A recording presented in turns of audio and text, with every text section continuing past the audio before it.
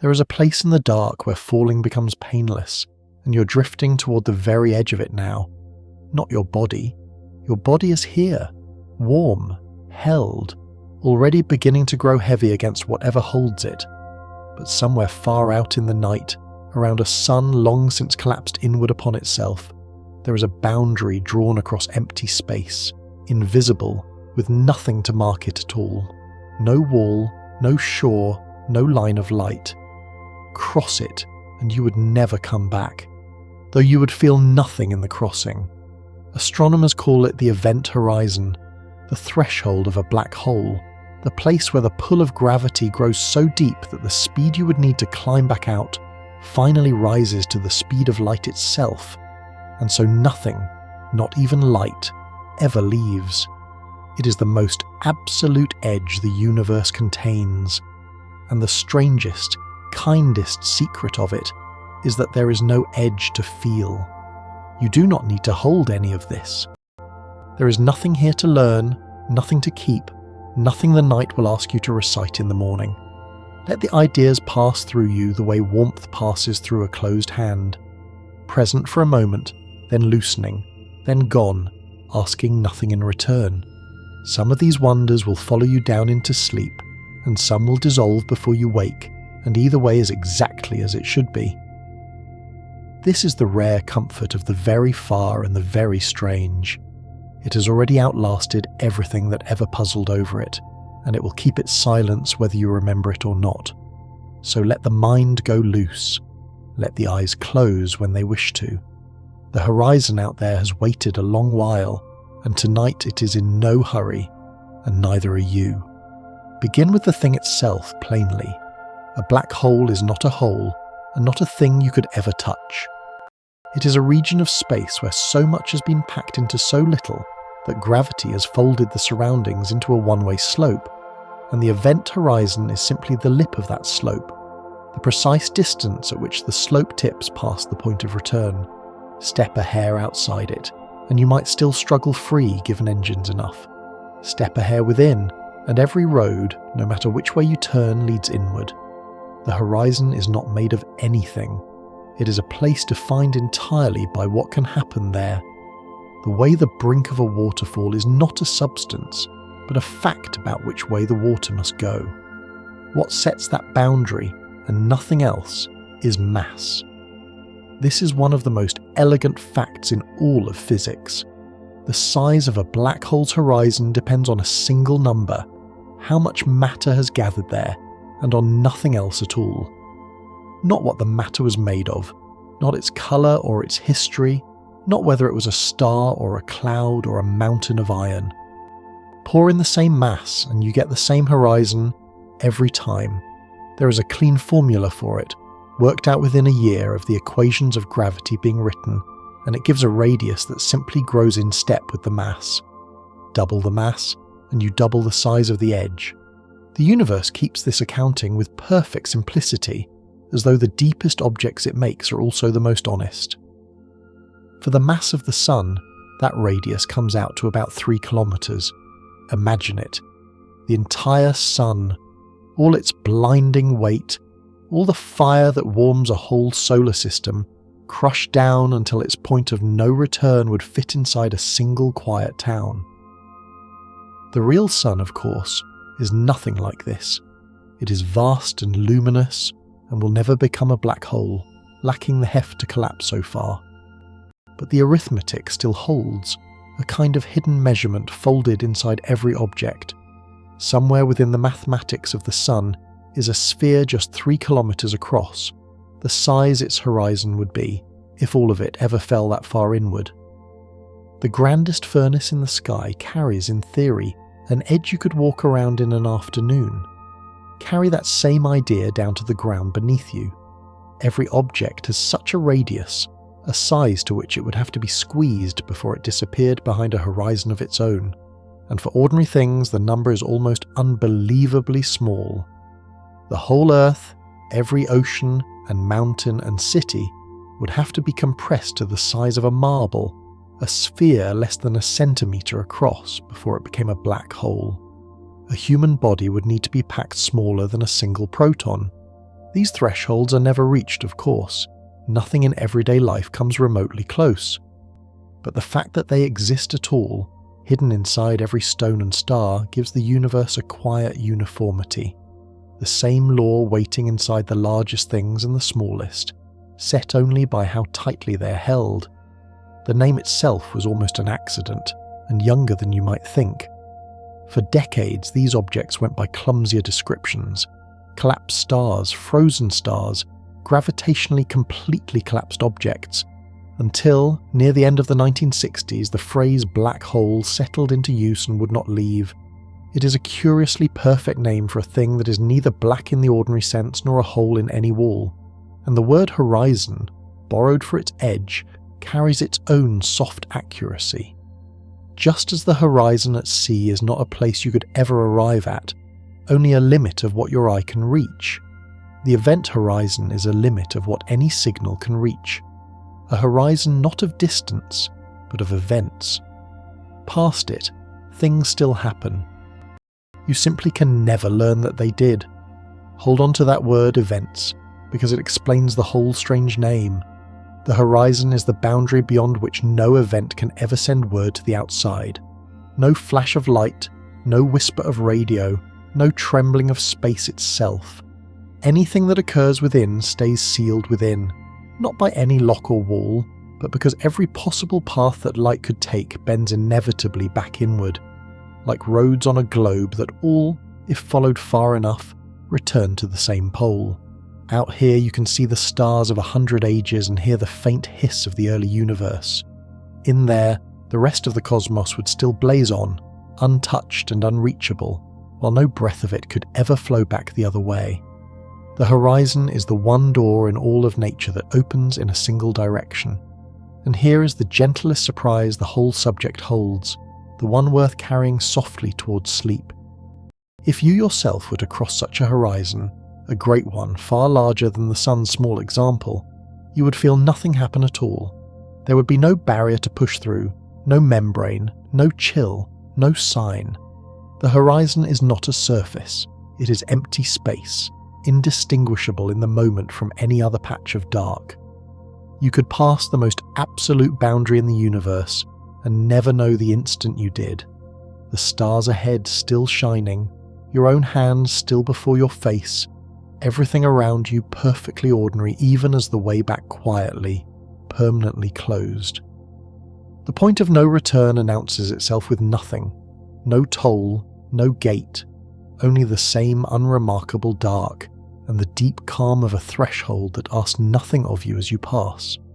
Settle there a moment, in that idea of an edge with no feeling to it, before the night carries you on to how such places are even born. A black hole begins, most often, with the death of something enormous and bright. When a star many times heavier than the sun finally exhausts the fuel at its core, the outward push of its own fire falters, and gravity, which had been held at bay for millions of years, wins all at once. The core falls inward upon itself in less than a second, faster than thought, and if enough mass remains, nothing in nature can stop the collapse. Not the stiffness of matter, not the resistance of packed particles, nothing. The material caves past every limit, the horizon snaps into being around it, and where a blazing sun once stood, there is now a sphere of perfect dark, no wider, perhaps, than a city. The most violent event the cosmos knows ends in the quietest possible object, a silence so complete that not even light can break it. The first person to glimpse this possibility did so on paper, in the cold and mud of a war. Within months of the new theory of gravity appearing, a physicist serving at the front worked out the first exact solution to its equations, and found, folded inside the mathematics, a radius at which the numbers seemed to break, a boundary surrounding a point of infinite density. He sent the work back from the trenches, and died of illness not long after, never seeing what his discovery would become. For half a century the boundary he found was treated as a mere mathematical curiosity, a place where the equations misbehaved, surely nothing real. Only much later did it dawn on physicists that the strangeness was not a flaw in the mathematics, but a genuine prediction about the world. The edge was real. It had simply been waiting, patient as the dark, for minds to believe in it. That boundary now carries his name and a precise meaning: the Schwarzschild radius, the distance from the centre at which a given mass becomes a black hole, the exact size of its event horizon. It is the radius the formula gives, 3 kilometres for the sun's mass, growing in lockstep with whatever weight is gathered inside. For a long time, the very idea that real stars could reach this state was resisted by the greatest minds of the age, who found it too extreme to be true. The universe, it turned out, was not troubled by their discomfort. It had been making these objects all along, scattered through every galaxy, each one wearing the radius he first traced in a soldier's notebook beneath the guns. Light is the messenger that defines the whole boundary, and the reason is worth resting with. To escape the gravity of any object, you must move faster than a certain speed, the escape velocity, and the deeper the gravity, the faster you must go. From the Earth, that speed is about 11 kilometers each second. From the sun's surface, far more. Keep concentrating mass into a smaller and smaller space, and the escape velocity climbs and climbs, until at last it reaches the one speed nothing can exceed, the speed of light. The place where that happens is the horizon. Just outside it, escape demands very nearly the impossible. Right at it, escape would require the speed of light exactly, and within, even light, the swiftest thing there is, no longer moves quickly enough to climb free. The horizon is simply the surface where the cosmic speed limit and the depth of a gravity well meet and touch. Picture standing at a great distance and watching something fall towards such a place. A probe, a stone, a single mote of light-catching dust. And you meet one of the most beautiful illusions in all of physics. To your far-off eyes, the falling thing would never quite arrive. As it neared the horizon, it would appear to slow and slow further, its descent stretching out longer and longer, until it seemed to hang almost motionless just above the edge, frozen there, drifting toward a boundary it never visibly crosses. Time itself, near so deep a gravity, runs slower as seen from outside, and at the horizon, from a distant view, it seems to stop. The faller, meanwhile, would notice nothing of this. They would sail across in an ordinary moment. But to the watcher, they linger forever at the brink, a held breath that is never quite released. And as that falling light lingers, it would also redden. The same deep gravity that stretches time stretches the waves of light climbing out of it, drawing them toward longer and longer wavelengths, sliding their colour from white toward red, and then toward a red too deep to see. So the image of anything approaching the horizon would not only freeze but dim, fading and reddening together, its last light drawn out across the sky until it thinned past the edge of perception, and was simply, gradually, gone. Nothing snaps shut. Nothing vanishes in an instant. The universe closes this door with the slowest, softest gesture it has, a light growing redder and fainter and stiller, sinking quietly below seeing, like the very last ember of a fire settling into ash.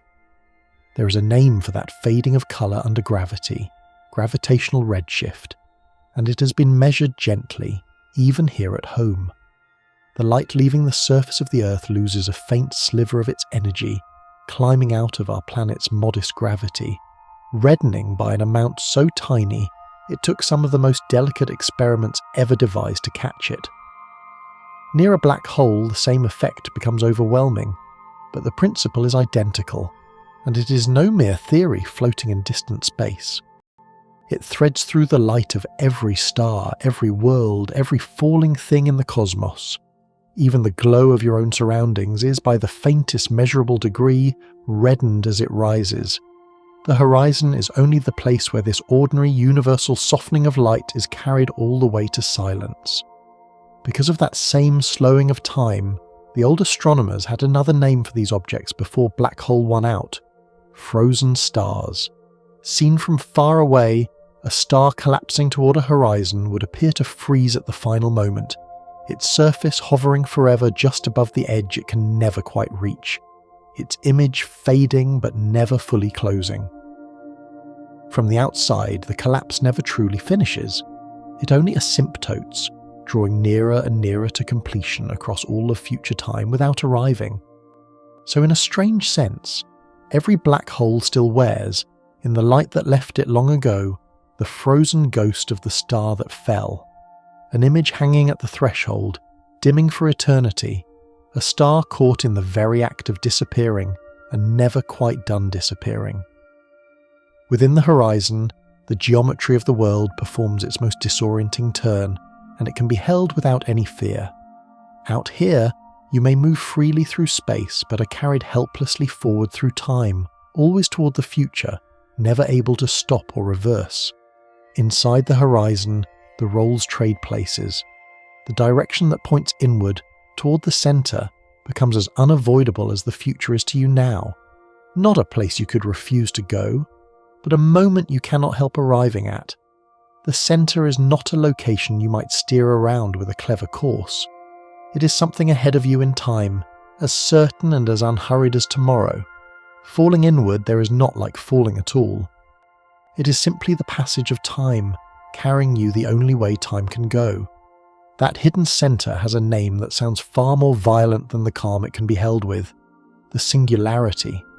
It is the point in the original mathematics, where the matter that formed the black hole is crushed without limit, where density climbs past every number, and the equations of gravity finally fall silent. No one believes the description is truly complete. Most physicists suspect that a deeper theory, one that weds gravity to the world of the very small, would soften that infinity into something finite and strange. The singularity is less a known thing than a marker on the map where current knowledge ends, a place labelled here the equations can no longer see, and the horizon wraps protectively around it, hiding it from all the rest of the cosmos, a curtain drawn across the one room where physics has not yet learned to look. Between that hidden centre and the horizon lies a region unlike anywhere else, and picturing it brings a curious peace. It is empty, for the most part, simply space, curved beyond all ordinary measure, through which anything that entered is carried inexorably inward. There are no walls within, no chambers, no surfaces to strike.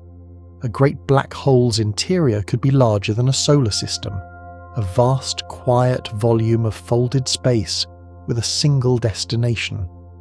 Time and space have so thoroughly traded their natures there that the hole inside might be better thought of not as a place at all, but as a stretch of someone's future, a span of time that narrows always toward one final moment.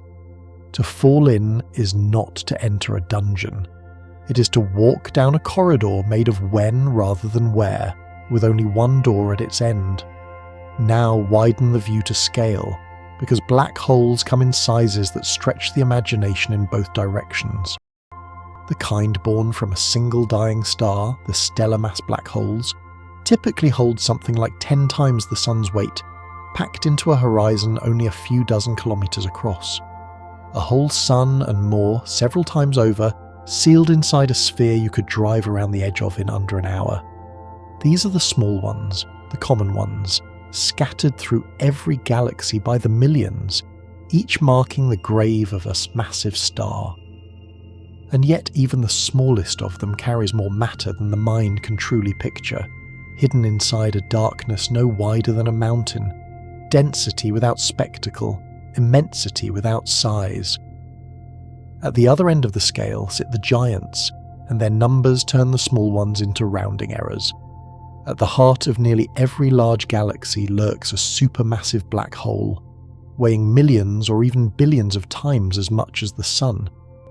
Their horizons are not the size of cities but the size of solar systems, boundaries so vast that whole orbits of planets could fit within them with room to spare.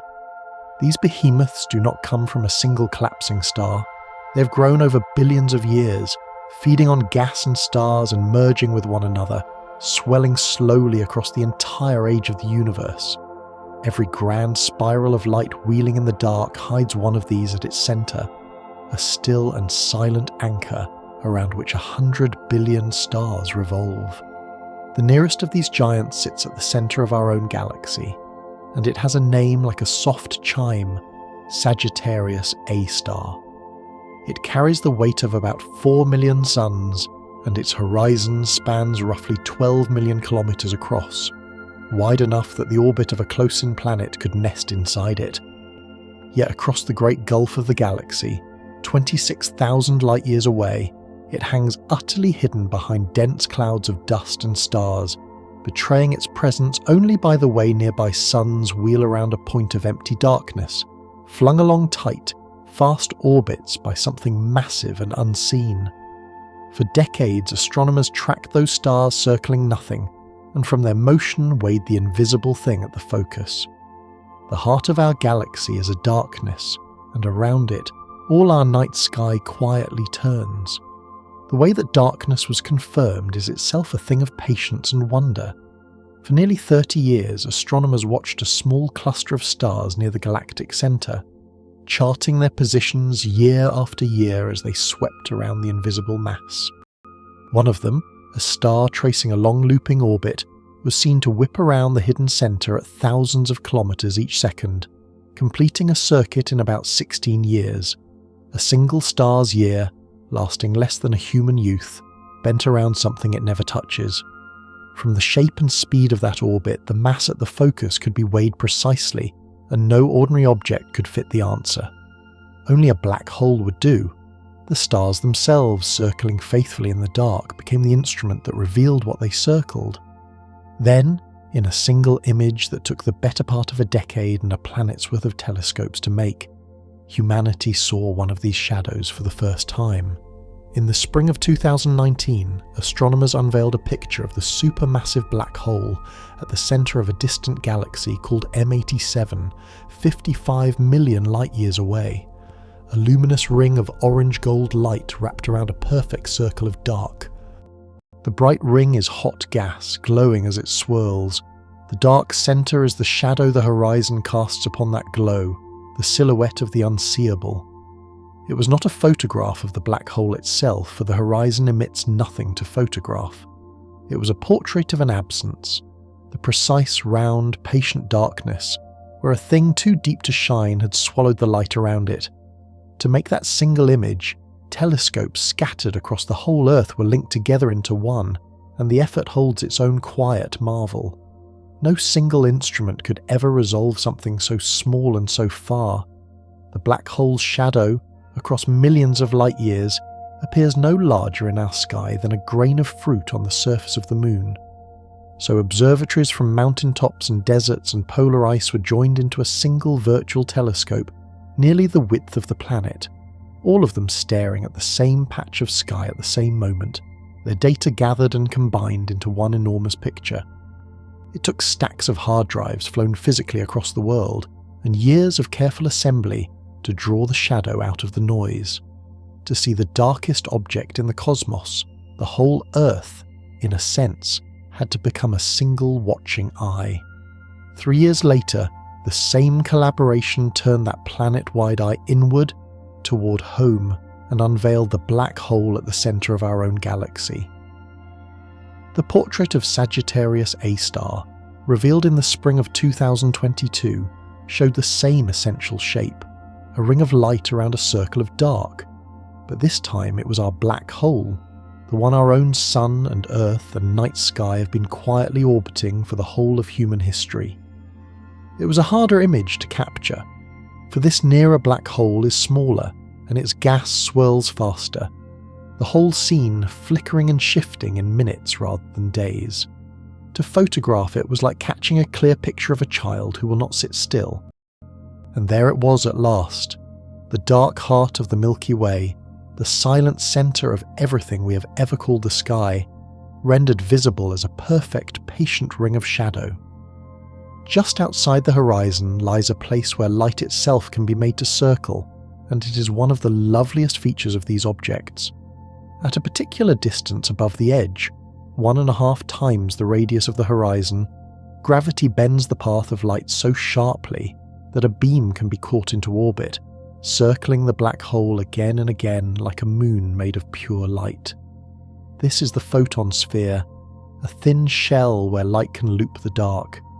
The orbits there are unstable, ready to spiral in or fly away at the slightest nudge, so no beam lingers forever.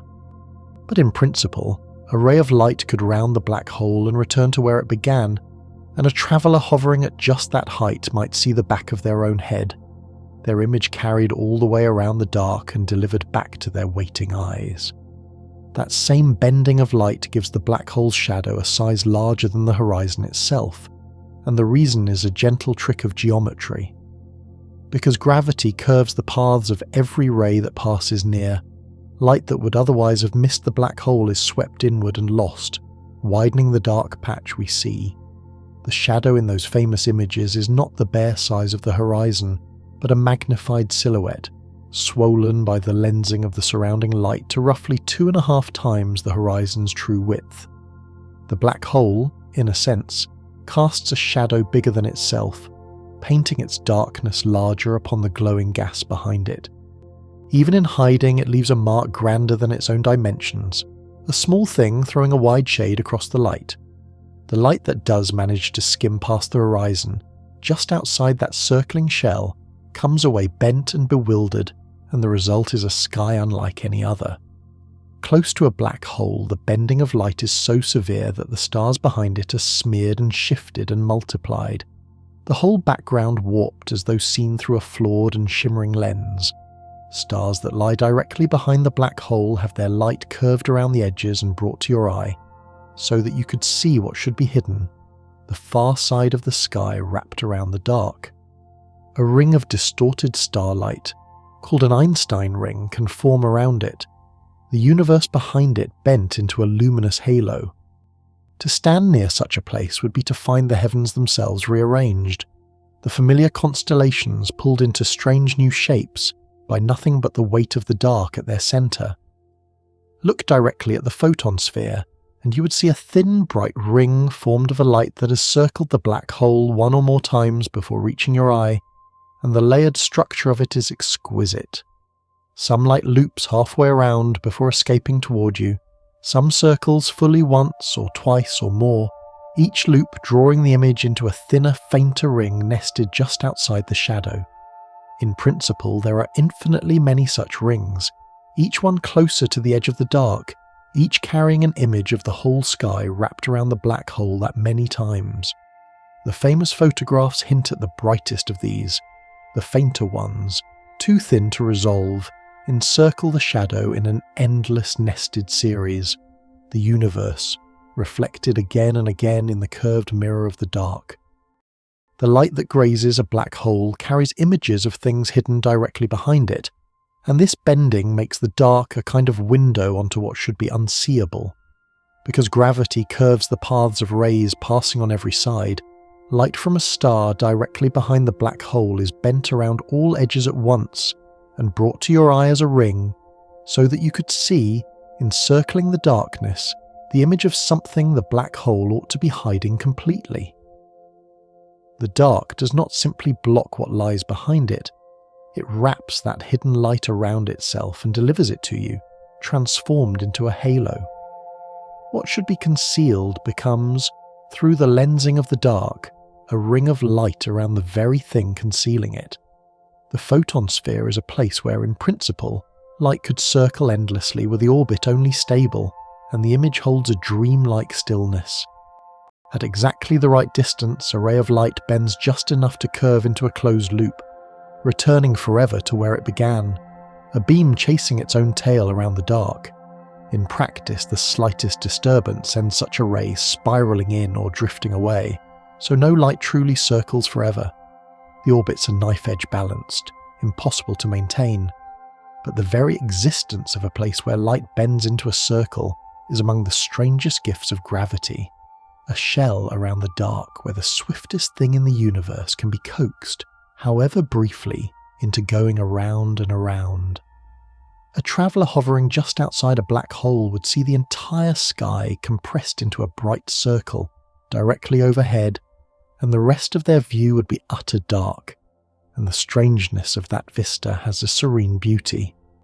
The bending of light is so severe near the edge that all the stars and galaxies of the whole sky would be crowded into a shrinking disk above, while the region around and below would be empty blackness, the dark not as an object seen against the sky, but as the overwhelming majority of the sky itself. To hover there would be to float beneath a single bright porthole of all the universe's light, set in an immense surrounding dark. The closer to the edge, the smaller that bright window of the cosmos would shrink, the dark claiming ever more of the view. Far from a black hole by contrast, its presence would be almost impossible to notice at all, and there is reassurance in how small its reach truly is. The dramatic bending of light, the freezing of time, the rearranging of the sky, all of these happen only very close to the horizon, within a few times its modest size. Step back even a little, and a black hole looks like nothing, a patch of dark sky, indistinguishable from empty space, betraying its presence only by the slow orbits of distant matter. The strangeness is intensely local, confined to the immediate neighbourhood of the edge. From any comfortable distance, the most extreme object in the universe is simply invisible, a quiet absence among the stars, its drama reserved entirely for the narrow region near its boundary. There is a profound thought in the idea that the inside of a black hole is causally sealed from the outside, meaning no cause within can ever produce an effect without, and resting on it brings a spacious calm. Out here, every event can in principle ripple outward, influencing other things, sending its consequences across space. Within the horizon, no event can ever send any influence back out. The interior is causally cut off, its happenings unable to touch the rest of the universe in any way. It is the one truly isolated place in all of existence, a region that can receive but never transmit, that takes in everything and returns nothing of what occurs inside. The horizon is the universe's one perfect one-way membrane, sealing a realm of pure consequence that no echo ever leaves. The very concept of a horizon turns out to appear in more places than black holes alone, and this recurrence hints at something deep in the fabric of nature. There are horizons in the expanding universe, beyond which light cannot reach us. There are horizons that appear to an observer who accelerates steadily through empty space, who finds a boundary forming behind them from which no signal can catch up. The idea of a surface beyond which information cannot pass is woven, it seems, into the deep structure of space and time itself, arising wherever motion or gravity draws such a line. The black hole's edge is only the most dramatic instance of a principle that runs throughout physics, that there are always, for any observer, some events forever beyond reach, some boundaries that even light cannot cross. An observer accelerating through empty space would even perceive a faint warmth from the horizon that forms behind them, and this strange echo of black hole physics is one of the most beautiful unifications in the subject. Just as a black hole's horizon glows with a faint temperature, the horizon that appears to a steadily accelerating observer seems to radiate a similar gentle warmth, as though the very act of acceleration conjured a faint heat from the vacuum. The two effects are deeply related, two faces of a single principle linking horizons, temperature, and the quantum restlessness of empty space. It suggests that warmth and horizons are bound together at the deepest level, that wherever a boundary forms beyond which signals cannot pass, a faint glow arises with it, the universe gently warming its every edge. Around many black holes spins a great flat disk of infalling matter, and it shines with a fierce and surprising glory. As gas and dust spiral toward the horizon, they crowd and collide and rub against one another, heating to millions of degrees, blazing across the spectrum until the region just outside the darkest object in the universe becomes one of the brightest places in it. These accretion disks can outshine entire galaxies of stars, their light born not from any fire of fusion, but simply from matter falling, friction, and gravity turning the long descent into radiance. It is a profound irony folded into these objects. The blackest thing in the cosmos is often ringed by the most dazzling light, a brilliant halo wrapped around a perfect dark, the glow of everything that is about to disappear. From some of these feeding giants, the energy erupts outward in beams that cross the cosmos, and their scale is almost beyond holding. Not all the matter swirling toward a black hole falls in. Some is flung back out along the black hole's axis in twin jets of plasma, hurled at nearly the speed of light across distances far greater than the galaxy that hosts them. These jets can stretch for hundreds of thousands of light years, thin, brilliant spears of matter and magnetism launched from the very brink of the horizon, lighting up the dark between galaxies. The same object that swallows everything nearby can also fountain energy across millions of light years, a paradox of appetite and generosity. Out of the deepest sink in the universe pours one of its longest-reaching gestures, written in light across the void. When two of these giants meet, the collision is felt not as sound or light, but as a trembling in the shape of space itself. Black holes orbiting one another spiral slowly inward across ages, drawing closer and faster until they merge in a final whirl. And in that last instant, they shake the very fabric of space-time, sending ripples outward at the speed of light. These are gravitational waves, faint stretchings and squeezings of space that wash across the universe and pass, undimmed, through everything in their path. In 2015, instruments on the Earth felt such a wave for the first time, the ghost of two black holes merging more than 1 billion years ago, their union stretching every length on our planet by less than the width of a proton as it passed. The cosmos had whispered in the language of pure geometry, and at last we had learned to listen. That first tremor came from a place and a moment almost too vast to picture, and yet it arrived as the faintest possible touch. Two black holes, each some 30 times the weight of the sun, had spiraled together far across the universe, and in the fraction of a second when they became one, they converted 3 entire suns' worth of mass into the energy of rippling space, for that brief instant, pouring out more power than all the stars in all the galaxies of the visible cosmos combined. And after travelling for more than 1 billion years, all that unimaginable violence reached the Earth as a stretching smaller than an atom, detected only by the most sensitive machines ever built. The greatest outburst the universe can make, smoothed by distance into a whisper you would need the patience of a planet to hear. The matter that falls toward a horizon often announces its long descent in light that has crossed the entire universe to reach us. The brightest steady beacons in all the sky are not stars at all but quasars, the blazing cores of distant galaxies, where supermassive black holes feed on torrents of gas and shine with the light of 1 trillion suns. Some of these are so far away that their light set out when the universe was young, long before the Earth or the Sun existed, and has been travelling ever since to arrive, faint and ancient, at a telescope tonight. To look at a quasar is to look across nearly the whole span of cosmic time, at the glow of matter falling toward a horizon billions of years ago. A light born of darkness, set out before the world began, only now completing its journey home. The brightest of these distant beacons pour out light with a steadiness that once baffled the astronomers who found them. When the first quasars were discovered, more than half a century ago, they seemed impossible.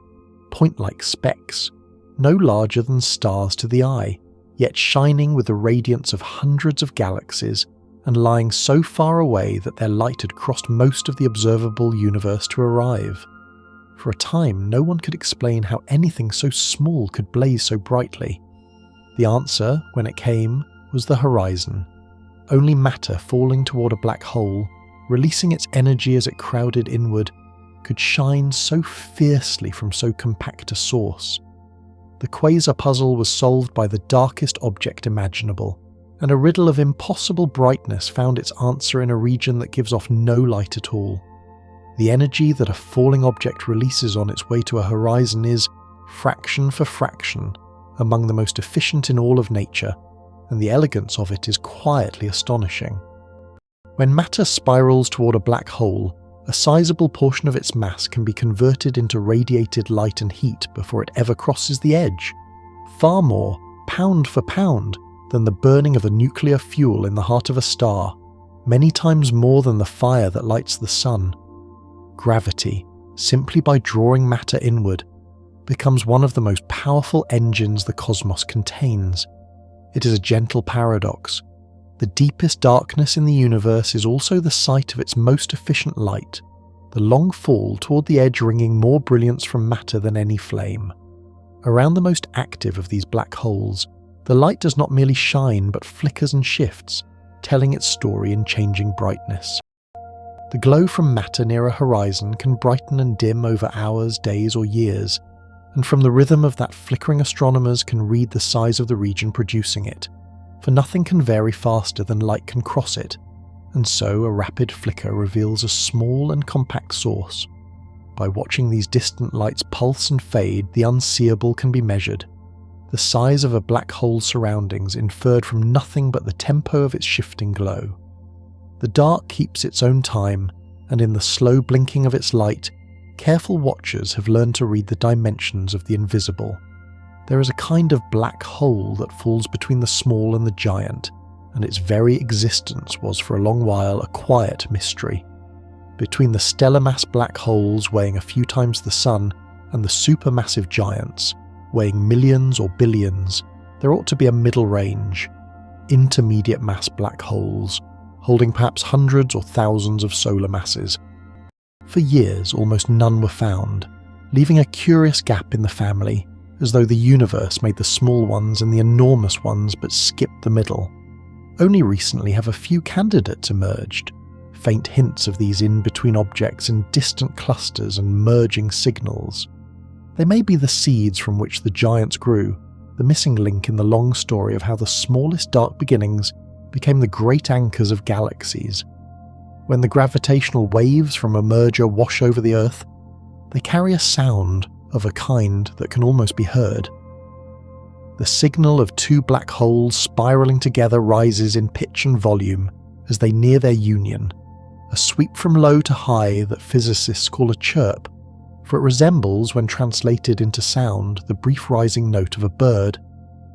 In the final fraction of a second, as the two horizons become one, the chirp peaks and then rings down into silence, the merged black hole settling into stillness. From across more than 1 billion years, the union of two of the darkest objects in the cosmos arrives as a single rising note, a faint cosmic birdsong written in the trembling of space, audible at last to instruments patient enough to listen. The merged black hole that remains after such a union does not fall instantly silent, but rings, briefly, like a struck bell. In the moments after two horizons join, the new and larger horizon quivers, vibrating in a set of pure tones as it settles into its final smooth shape. A ringing that physicists call the ring down, fading quickly as the black hole relaxes into stillness. The frequencies of that ringing depend only on the black hole's mass and spin, so that in listening to how it rings, astronomers can weigh and measure the object that remains. A black hole, struck by its own creation, sounds a chord of space-time and then goes quiet, and in that brief fading tone it tells, to those who can hear, exactly what it has become. The detectors that catch these waves are among the most exquisitely sensitive instruments ever built, and the scale of their delicacy is a wonder in itself. To feel a gravitational wave, they must measure a change in length far smaller than the nucleus of an atom across a span of several kilometers, as if measuring the distance to the nearest star and detecting a difference the width of a hair. They do this with beams of laser light running down long evacuated tunnels, watching for the faintest stretching and squeezing of space as a wave passes through. That human hands could build a thing sensitive enough to feel the merging of black holes 1 billion light-years away is among the quiet triumphs of our age, an ear pressed to the fabric of the cosmos itself, still and patient, waiting for the rare tremor of the dark. Black holes can be set drifting through space by the very violence of their birth or merging, and the thought of these wanderers has a lonely grace.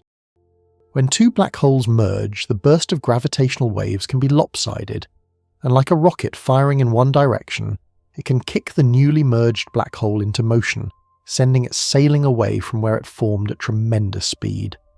Some black holes may be cast out of their galaxies entirely, set adrift in the vast dark between the stars, wandering forever through intergalactic space. Out in the great emptiness, far from any light, these silent travellers drift on, recoiled wanderers, exiles of their own making, carrying their sealed horizons across distances and ages no eye will ever follow, alone in the deepest dark the universe holds. For all their power, black holes are in one sense the simplest objects in the entire universe, and this simplicity has a strange beauty.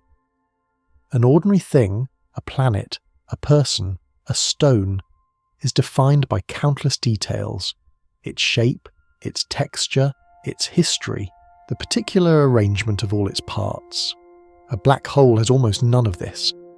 Once it has formed, it can be described completely by just 3 numbers: its mass, its spin, and its electric charge. Everything else about whatever fell in, every distinction, every feature, every story, is hidden away behind the horizon and rendered invisible to the outside. 2 black holes of the same mass and spin are utterly identical, no matter what built them. Physicists summed this up in a phrase of unexpected poetry: a black hole has no hair. It is the universe at its most stripped down and serene, complexity smoothed entirely away. That stripping away once seemed to pose a deep puzzle, and the way it begins to resolve leads somewhere wonderful. If everything that falls into a black hole loses all its distinguishing detail, then the information that once described it, which atom was where, which page held which word, appears simply to vanish, and the laws of physics are not supposed to allow information to be truly destroyed. The tension between these ideas troubled physicists for decades. Its gradual unravelling has hinted that the lost information is not destroyed after all, but somehow encoded, subtly, on the surface of the horizon itself, and perhaps carried back out in ways still being understood.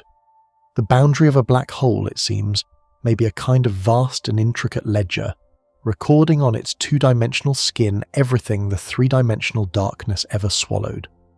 That idea blossoms into one of the most startling notions in modern physics, and it can be held lightly, as a kind of cosmic poem. The information content of a black hole is measured not by the volume it encloses, as you might expect, but by the area of its horizon, the surface, not the space within. From this grew the holographic principle, the strange and serious suggestion that everything happening inside a region of space might be fully described by information written on its boundary, the way a flat hologram can store a whole 3-dimensional scene. Taken to its furthest reach, it hints that the entire interior of our universe might be, in some deep sense, a projection of a story written on a distant surface. The depth of the cosmos, in this view, is a kind of luminous illusion, and the truest description of reality lives not in the volume of things, but on their edges. There is even a way in which black holes are not perfectly black at all, and the discovery of it was one of the great surprises of physics. Where the smooth fabric of empty space meets the sharp edge of a horizon, the restless flicker of the quantum world allows a faint trickle of particles to slip away, carrying energy off into the dark. This means a black hole very slowly glows. It has a temperature, and it radiates almost imperceptibly into the surrounding night. The radiation is named for the physicist who first realized it must exist, weaving together gravity, quantum mechanics, and the nature of heat into a single unexpected thread. The blackest object imaginable turns out to shine, ever so faintly, with a warmth all its own. A candle so dim that for the great black holes it is colder than the empty space around it, yet a glow nonetheless, leaking patiently from the edge of the dark. That faint warmth is almost unimaginably cold, and the contrast is its own quiet wonder. For a black hole the mass of the sun, the temperature of this glow would be less than 1/1,000,000th of a degree above absolute zero, and for the supermassive giants, far colder still, a tiny fraction of a degree, a chill far deeper than the faint background heat left over from the birth of the cosmos. The bigger the black hole, the colder it shines. The smaller it is, the hotter and brighter its faint radiation becomes. So these objects run backward from everything our intuition expects of warmth, the largest being the coldest, the most massive, the most silent. The greatest black holes in the universe are also among its coldest things, glowing with a heat so faint it would take longer than the present age of the cosmos to notice. Because they glow, even faintly, black holes very slowly lose mass, and this means that, given enough time, they will one day fade away entirely. As a black hole radiates, it shrinks. As it shrinks, it grows slightly warmer and radiates a little faster. And across spans of time almost beyond writing down, it dwindles toward nothing at last. For the great black holes, this would take a length of time so vast that the present age of the universe is, by comparison, less than a single heartbeat. Numbers with so many zeros that they lose all ordinary meaning. But the principle is gentle and certain. Nothing, not even these, lasts forever. The darkest and most permanent seeming objects in the cosmos are quietly evaporating, releasing their long-held energy back into the night across an almost endless, almost motionless fade. Picture the deep future this implies, and there is a strange serenity in it. Long after the last star has burned out, long after the galaxies have gone dark and cold, the black holes will remain, the final great structures in an emptying universe. And then, even they, across unthinkable ages, will glimmer slowly away. The very last events in the history of the cosmos in this picture would be the faint final flickers of the greatest black holes evaporating into a thin and even haze, their long-held mass returning at last to the dark from which all things came. There is no violence in this ending, only an immense and gradual quieting, a universe exhaling its final warmth so slowly that each age within it would feel like an eternity of stillness. Even the deepest dark in the end lets go. Return for a moment to the strangeness of crossing a horizon yourself, for there is more gentleness hidden in it than fear. The size of the black hole changes everything about the experience. Near a small black hole, the difference in gravity between your head and your feet would be so severe that you would be stretched and pulled apart long before reaching the edge. An extreme, though that need not be dwelt on tonight. But near a supermassive giant, the horizon is so vast and the curve of gravity so gradual that you could drift across it entirely unharmed, feeling nothing, the boundary so gentle in its sweep that no part of you would be strained at all. For the largest black holes, the point of no return is the softest place imaginable to cross, a threshold you could pass while perfectly at rest, never feeling the moment, the universe simply, quietly, closing a door behind you that you never even saw. Astronomers gave that stretching effect a wonderfully unserious name, and it lightens the whole idea. The pulling apart that would occur near a small black hole, where gravity tugs far harder on your feet than your head, was nicknamed spaghettification, the stretching of an object into a long thin strand, like pasta drawn out under the strain. It is the universe's most whimsical word for one of its most extreme effects, a bit of physics humour folded into the heart of gravity. Near the great black holes, the effect is so mild as to vanish entirely, the gradient of gravity spread out across such enormous distances that nothing feels it. But the word remains, a small reminder that even the people who study the most awesome objects in the cosmos could not resist a gentle joke about pasta. The matter that does fall in carries a curious fate regarding time, and it is worth holding slowly.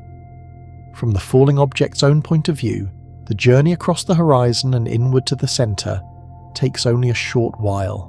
For a supermassive black hole, perhaps a matter of seconds or minutes of smooth, weightless drifting, with no sensation of any boundary passed. But to the distant universe outside, that same crossing appears to take forever, the faller frozen and reddening at the edge for all of eternity. Two truths, both real, depending only on where you stand. A quick and quiet passage from within, an endless lingering from without. The horizon holds the rare distinction of being a place where a single event can be both instantaneous and eternal, finished in a breath and never finished at all. To drift down toward a supermassive horizon would be a journey of almost startling calm, and picturing it carefully dissolves the last of any dread. There would be no rushing wind, for space carries no air, no sound, for there is nothing to carry it, no sudden plunge, only a smooth and weightless falling, the great ring of distorted starlight slowly widening ahead as the dark grew.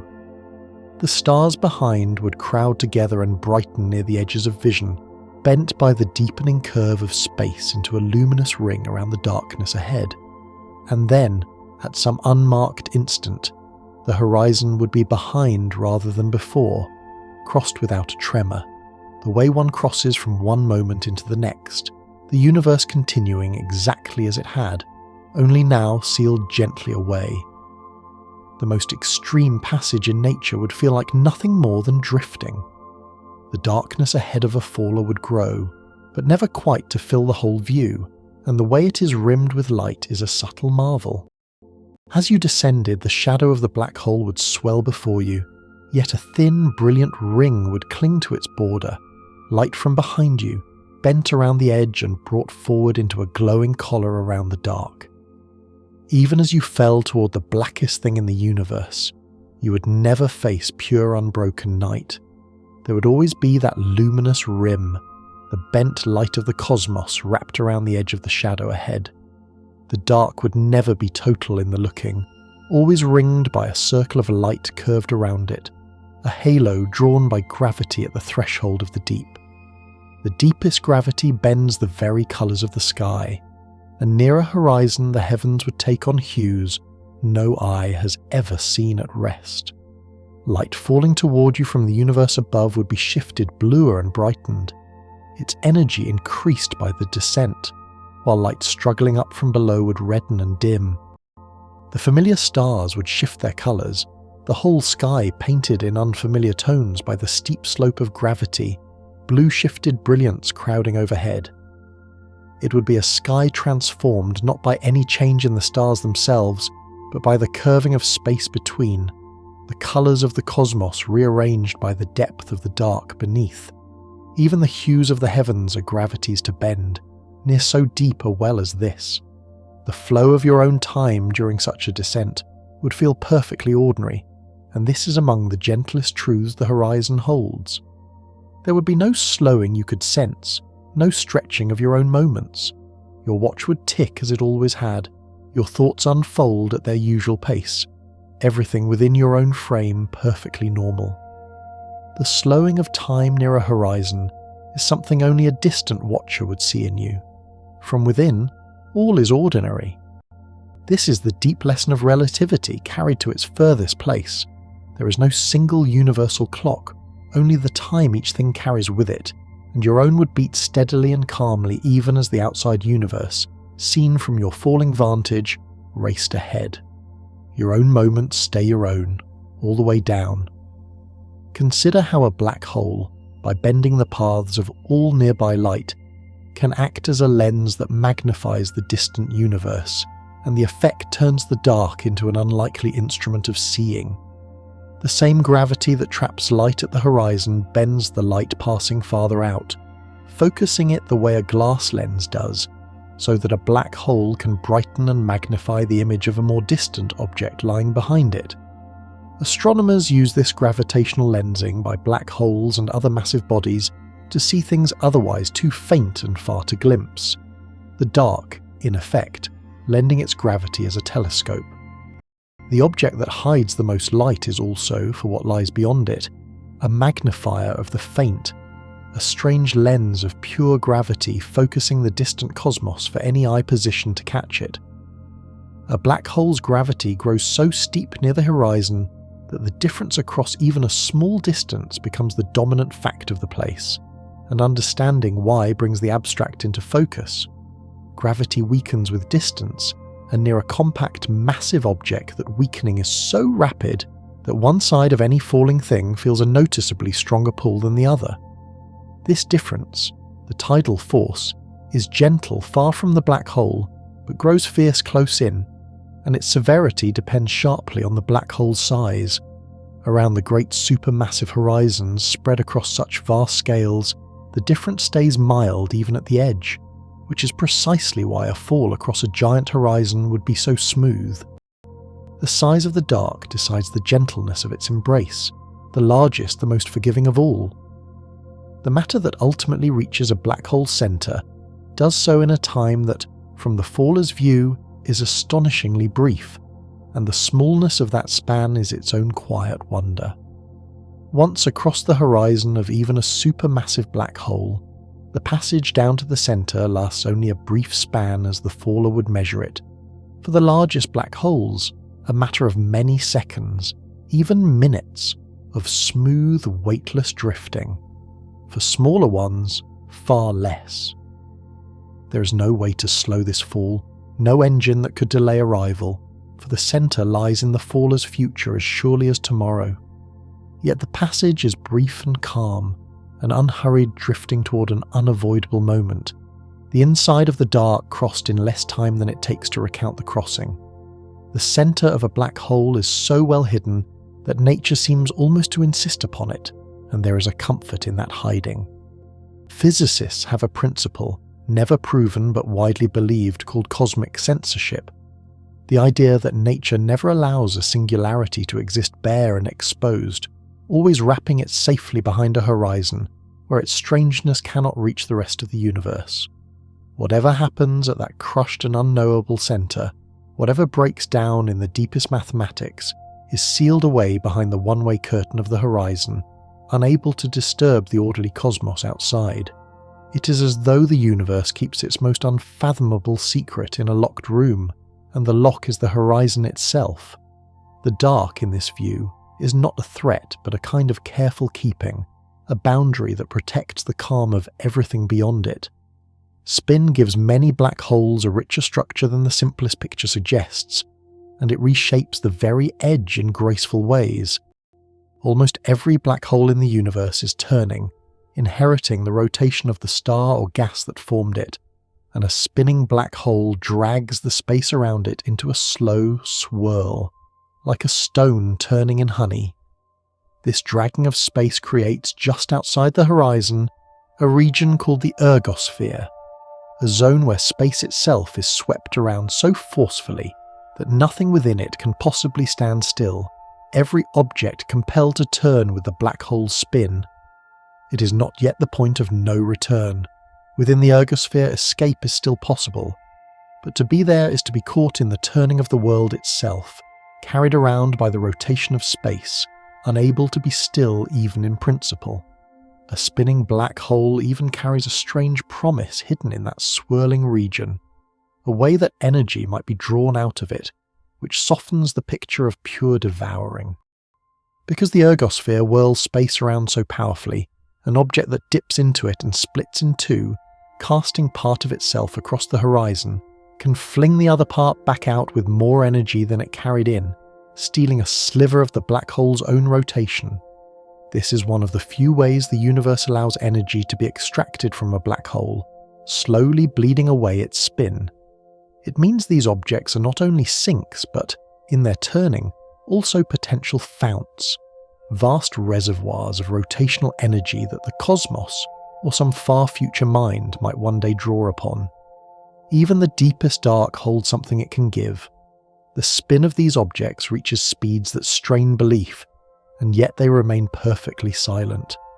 Some black holes are observed to be turning at very nearly the maximum rate that nature permits, their horizons whirling around at a sizable fraction of the speed of light, dragging the nearby fabric of space into a furious swirl.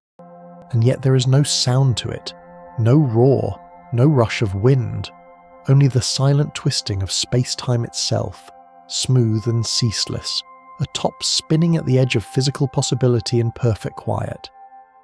A black hole spinning near its limit packs an enormous store of energy into that rotation, more than a quarter of its entire mass held in the turning alone.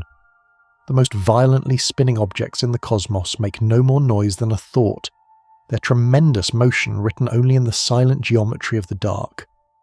There is a deep and elegant law governing the horizons of black holes, and it carries an unexpected gentleness. The area of a black hole's horizon, it was discovered, can never decrease in any natural process as black holes grow or merge or interact. The total surface area of all their horizons only ever increases or stays the same. When two black holes merge, the horizon of the result is always larger than the two that went in.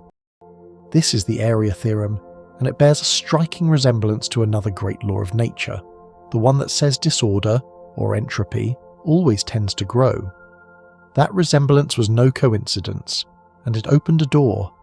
The surface of a horizon, it turned out, behaves like a measure of entropy itself, linking the silent geometry of these objects to the deep laws of heat and time and the forward flow of all things. From that resemblance came a thought that reshaped physics. A black hole's horizon is a measure of entropy, and a vast one. The amount of disorder a black hole contains is proportional to the area of its surface, and because horizons can be enormous, a single supermassive black hole holds more entropy than all the ordinary matter in the entire visible universe combined. Folded into that silent dark sphere is more hidden complexity, more buried information than in every star and world and living thing we can see. It is a staggering reversal. The simplest objects in the universe, describable by just 3 numbers from the outside, are within the richest reservoirs of entropy the cosmos contains. The plainer surface hides the deepest depth. The entropy of a horizon is counted in the smallest units imaginable, and the smallness of them brings the whole idea to a kind of shimmering point.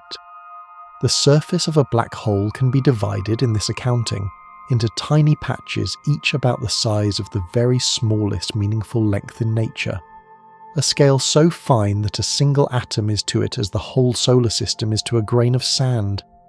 Each of those minuscule patches carries roughly 1 unit of information, and the total, summed across the vast surface, gives the black hole's enormous entropy. The horizon, in this picture, is tiled in the finest possible mosaic, every tile a single bit, the whole great dark surface a sheet of cosmic memory, written in the smallest letters the universe knows how to make. That smallest length has a name and a strange significance worth pausing on. Physicists call it the Planck length, and it marks the scale at which the very notions of space and distance are thought to dissolve into something deeper and not yet understood, the finest grain of reality, below which the ordinary ideas of here and there may simply cease to mean anything. It is unimaginably tiny. If an atom were blown up to the size of the entire observable universe, the Planck length would still be smaller than a speck within it, and it is on patches of exactly this size that the information of a horizon is thought to be written.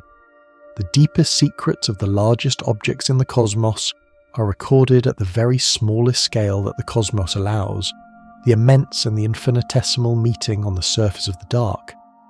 The faint radiation that leaks from a horizon arises in a way that is itself a small marvel of the quantum world.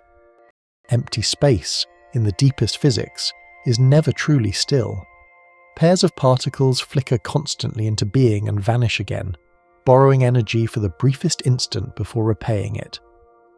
At the very lip of a horizon, this restless flickering can be interrupted. One of a pair slips across the edge while the other escapes into space, carrying away a sliver of energy that the black hole must pay for from its own mass. So the glow of a black hole is born from the trembling of the vacuum at its very edge, the smooth, dark surface gently coaxing a faint light out of nothing at all. The blackest object shines because empty space itself is never quite empty. That faint glow carries a strange completeness, for it is set only by the black hole's weight, its turning, and its charge, not by anything that fell in. The radiation that slowly drains a black hole away is featureless, the same regardless of what built the object, and this very featurelessness lay at the heart of the long puzzle of where the swallowed information goes. If the escaping glow knows nothing of what fell in, then the details seem to be lost. Yet physics insists they cannot be. The slow unravelling of this tension, has driven some of the deepest thinking in modern science, and the emerging answer suggests the information is woven, subtly, into the glow after all. The light leaving a black hole may carry, encoded too finely to read, the whole story of everything it ever gathered. The temperature of a black hole is so precisely tied to its mass that the two can be read from one another, and this exactness has a quiet elegance. Give the mass, and the temperature follows by a clean formula. The smaller the black hole, the hotter, the larger, the colder, in a smooth and certain relationship. This means a black hole's faint warmth is a kind of label, a single number that reveals its size, written in the temperature of its glow. The deepest objects in the cosmos thus carry their own quiet thermometer, their warmth and their weight bound together so tightly that to know one is to know the other. Even the most extreme thing in nature obeys a rule as clean and orderly as the cooling of any warm body in a cold room. A small enough black hole would glow not faintly but fiercely, and the contrast with the great cold giants is striking. While the supermassive black holes are colder than the empty space around them, a tiny black hole, were one to exist, the mass of a mountain compressed smaller than an atom, would be searingly hot, radiating intensely, shrinking faster and faster as it poured out energy until it vanished in a final bright flash. The smallest black holes live the shortest and most brilliant lives, the opposite in every way of the vast, frigid, near-eternal giants. Size for these objects governs everything.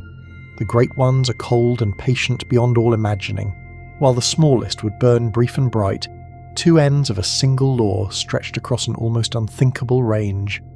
Across the whole history of the universe, the total disorder has only ever grown, and black holes hold the lion's share of it. If one were to tally all the entropy in the cosmos, all the hidden disorder, all the buried information, the overwhelming majority would be found not in the stars or the gas or the living worlds, but locked within the horizons of the supermassive black holes. They are the great reservoirs of entropy in the universe, holding more hidden complexity than everything else combined many times over. As they grow across cosmic time, the total disorder of the universe climbs with them, the dark slowly accumulating the lion's share of all that is hidden. The deepest dark is also the deepest store of the universe's buried secrets, swelling quietly across the ages.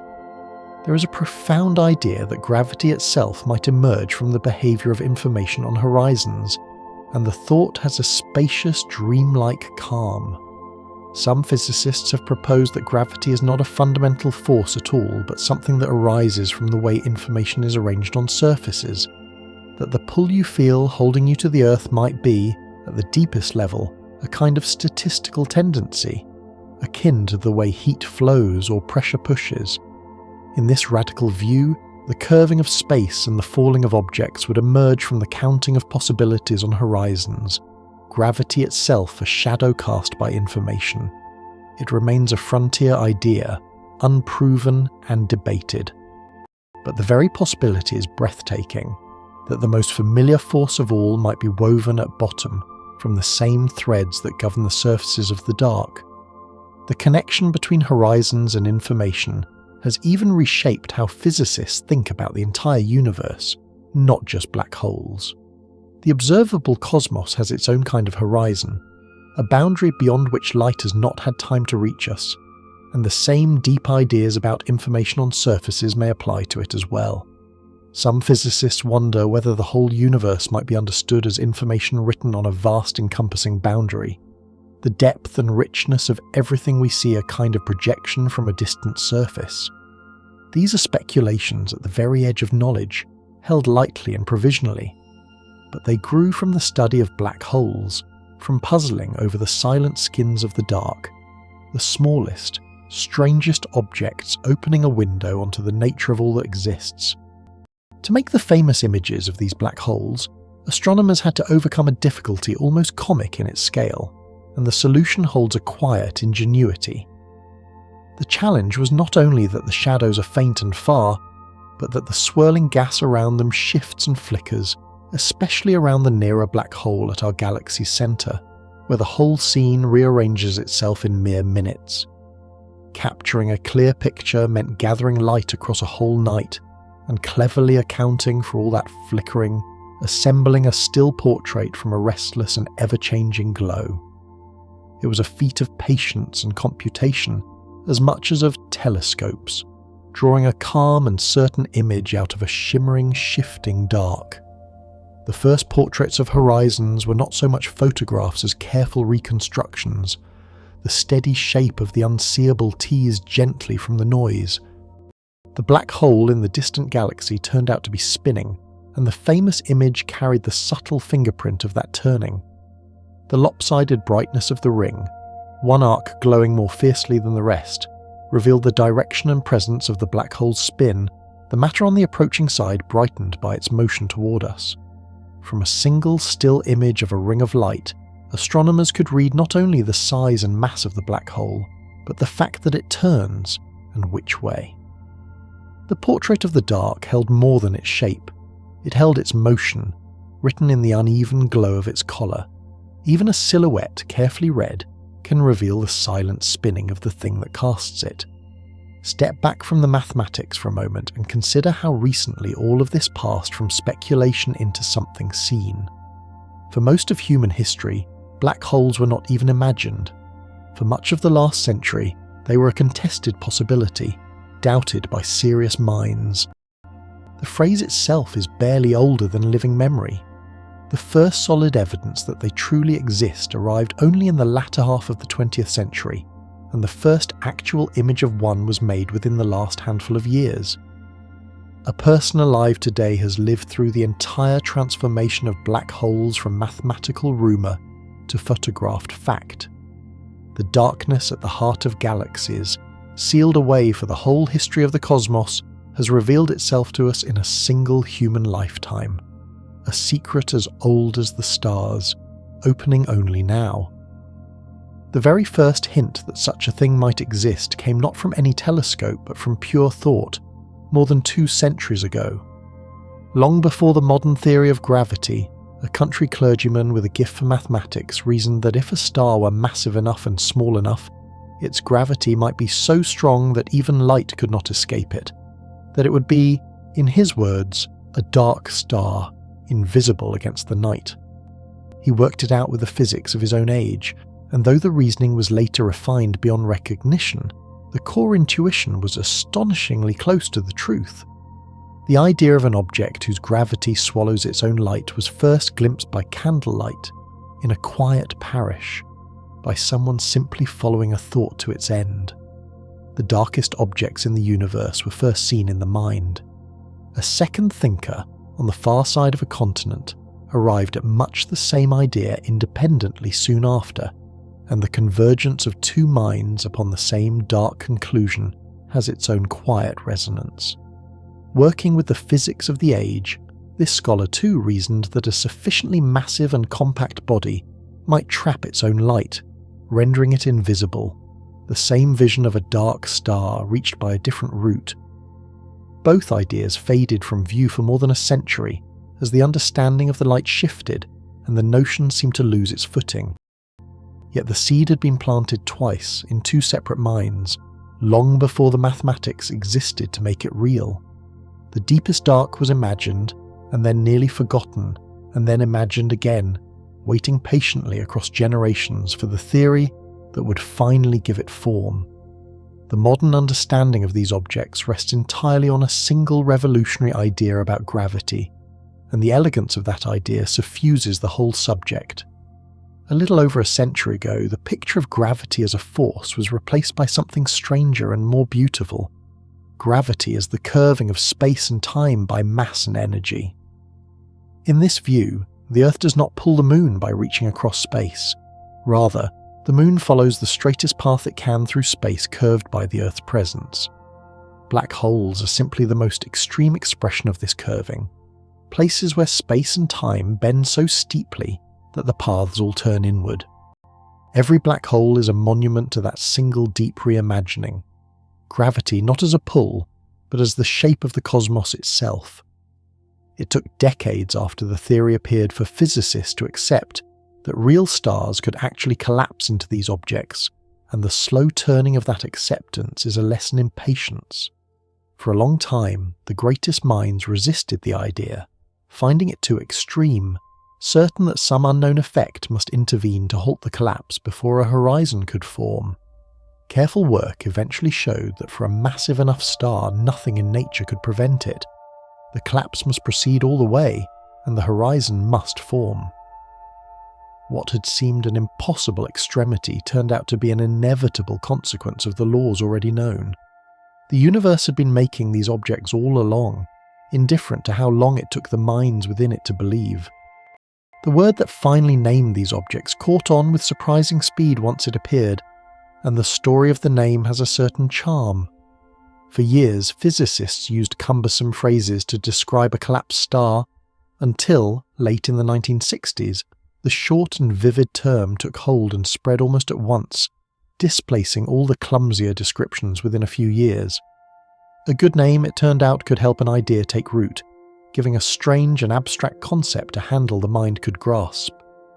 The most extreme objects in the cosmos became real to the wider imagination, partly through the gift of a memorable name. 3 syllables that conjured instantly the image of a darkness that swallows everything, an edge from which nothing returns. The existence of black holes confirms one of the boldest predictions ever made by a physical theory, and there is a deep satisfaction in the arc of it. The mathematics of curved space and time, worked out long before any black hole was seen, predicted that such objects should exist. And then, decades later, the universe revealed them, exactly as foretold, by the motions of stars and the glow of falling gas, and at last by direct images. Few predictions in the history of science have been so dramatic or so thoroughly vindicated. A theory written in pure mathematics anticipated the darkest objects in the cosmos before anyone had any evidence they were real. The universe, when finally questioned closely enough, answered yes. The dark edges were there, just as the equations had quietly insisted they must be. Around a feeding black hole, matter does not fall straight in but circles closer and closer, and the geometry of that descent is its own slow marvel. The infalling gas forms a flat, whirling disk, each ring of it orbiting faster the nearer it lies to the horizon, the innermost edge racing around at a good fraction of light's own pace. There is a particular orbit, the closest a stable circle can lie, called the innermost stable orbit, inside of which no steady circling is possible, and matter simply plunges across the edge. So the disk has a sharp inner rim, a last ring of light beyond which gas spirals swiftly inward and vanishes. Watching such a disk, you would see a luminous whirlpool with a dark centre, brightest and fastest at its inner edge, the final visible turning before the long fall into silence. The light from those inner orbits comes to us altered in a way that paints one side brighter than the other, and the effect is quietly beautiful. As the disk whirls, the gas on the side turning toward us is brightened, and its light shifted bluer, while the gas turning away is dimmed and reddened, so that an image of such a disk glows lopsided, one edge blazing, the other muted. This is the same effect that makes an approaching sound higher and a departing one lower, written here in light around the brink of a black hole. In the famous images of these objects, that asymmetry is visible, one arc of the ring brighter than the rest, the unmistakable signature of matter racing around the dark at tremendous speed. The horizon's glowing collar is never quite even, always brighter where the river of light flows toward the watching eye. Some black holes betray themselves by tearing gently at a companion star, and the light of that slow feeding has guided astronomers for decades. When a black hole orbits closely with an ordinary star, its gravity can draw a thin stream of gas off the star's surface, and that gas, spiralling inward, heats and blazes in high-energy light before crossing the horizon. Many of the first black holes ever identified were found exactly this way, not seen directly, but inferred from the brilliant glow of a companion's matter falling toward an unseen, massive, invisible partner. A bright star, locked in orbit with a patch of darkness that slowly draws its substance away. the whole quiet drama written in light that crosses the galaxy to reach us. The dark announces itself, often only by the glow of what it gathers. The first of these to be widely accepted as a black hole has a name like a coordinate on an old chart, and its story is a turning point. In a binary system thousands of light years away, astronomers found an invisible object weighing far too much to be any ordinary dead star, pulling streams of superheated gas from a bright companion and flickering with intense radiation. After much debate, the conclusion became inescapable. The unseen partner could only be a black hole. It became the first object that most scientists agreed truly was one, the moment the idea crossed from theory into the catalogue of real and located things. Somewhere out there that pair still turns, a luminous star forever circling its dark companion, the gas still streaming, the glow still crossing the dark toward us. That discovery was once the subject of a famous friendly wager between two physicists, and the wit of it has its own warmth. One of the great theorists of gravity made a bet against the very object he had spent his life studying, wagering that the candidate would turn out not to be a black hole after all. A small hedge, he said, a kind of insurance against decades of disappointment, so that if black holes proved unreal, he would at least win the bet. As the evidence mounted, he conceded, paying out the wager with good humour. The episode is a reminder that even the deepest science is done by people who joke and bet and hedge their hopes, that the most awesome objects in the cosmos entered our certain knowledge accompanied by laughter and a paid-off bet. The night sky holds far more of these dark companions than any catalogue has yet named, drifting in pairs with ordinary stars throughout the galaxy. Many black holes betray themselves only when they happen to orbit a star close enough to draw matter from it. A black hole drifting alone, with nothing nearby to feed upon, gives almost no sign at all. So the ones discovered so far are only those caught in the act of feeding, a small visible fraction of a vast hidden population. For every black hole revealed by the glow of a companion's matter, countless others drift dark and silent through the galaxy, betraying nothing. The sky is fuller of these silent objects than any map can show, the found ones only the brightly lit tip of a great dark multitude. A black hole feeding on a companion star can spin up to tremendous speed as it draws in matter, and the way it gathers that spin is a slow and graceful process. The infalling gas carries not only mass but motion, and as it spirals in, it gives its rotation to the black hole, gradually winding it up like a top fed by a steady hand. Over long ages of feeding, a black hole can be spun nearly to the limit nature allows, its rotation a record of all the matter it has drawn in across time. The turning of these objects is not random but earned, accumulated mote by mote from everything that has ever fallen toward them. A fast-spinning black hole wears its whole feeding history in the speed of its silent turn. The matter falling toward a black hole reaches temperatures that dwarf the hearts of stars, and the brilliance of that heating is the source of nearly everything we see. As gas spirals inward, crowding and compressing, it can heat to many millions of degrees, far hotter than the surface of any sun, glowing in high-energy light that streams across the galaxy. This is why the surroundings of a black hole, despite the perfect dark at the centre, can be among the most luminous places in the cosmos, the long fall toward the edge turning cold gas into searing radiance. The blackest object is wrapped in some of the hottest matter in the universe, a fierce bright fever of infalling gas surrounding a core of absolute dark fire and shadow bound inextricably together. The high-energy light from near a black hole comes in colours the eye cannot see, and detecting it required lifting our instruments above the air. Much of the radiation from infalling matter arrives as X-rays, which the atmosphere of the Earth blocks entirely, so the first clear views of feeding black holes had to wait for telescopes carried into space above the shielding air. From orbit, these instruments revealed the sky aglow with high-energy light, much of it streaming from matter falling toward distant horizons. The hidden violence around black holes was invisible from the ground, written in colours our eyes and our air could not admit. A whole luminous register of the cosmos that opened only when we rose above the atmosphere to look. The dark announced itself in light we had to leave the planet to see. Black holes turn out to be among the most ancient inhabitants of the universe, some having formed when the cosmos was very young, and their early appearance poses a gentle puzzle still being unravelled. Astronomers have found supermassive black holes already grown to enormous size when the universe was only a small fraction of its present age. Fully formed giants existing far earlier than anyone expected, when there seemed scarcely time enough to build them. How they grew so large so quickly remains an open question, one of the intriguing mysteries at the frontier of the subject. These early giants were anchoring galaxies when the universe was new, their horizons already vast in the cosmic dawn, ancient beyond almost anything, present near the very beginning of the long story of light. The newest space telescopes have begun to find these early black holes in startling abundance, peering back toward the cosmic dawn with unprecedented clarity.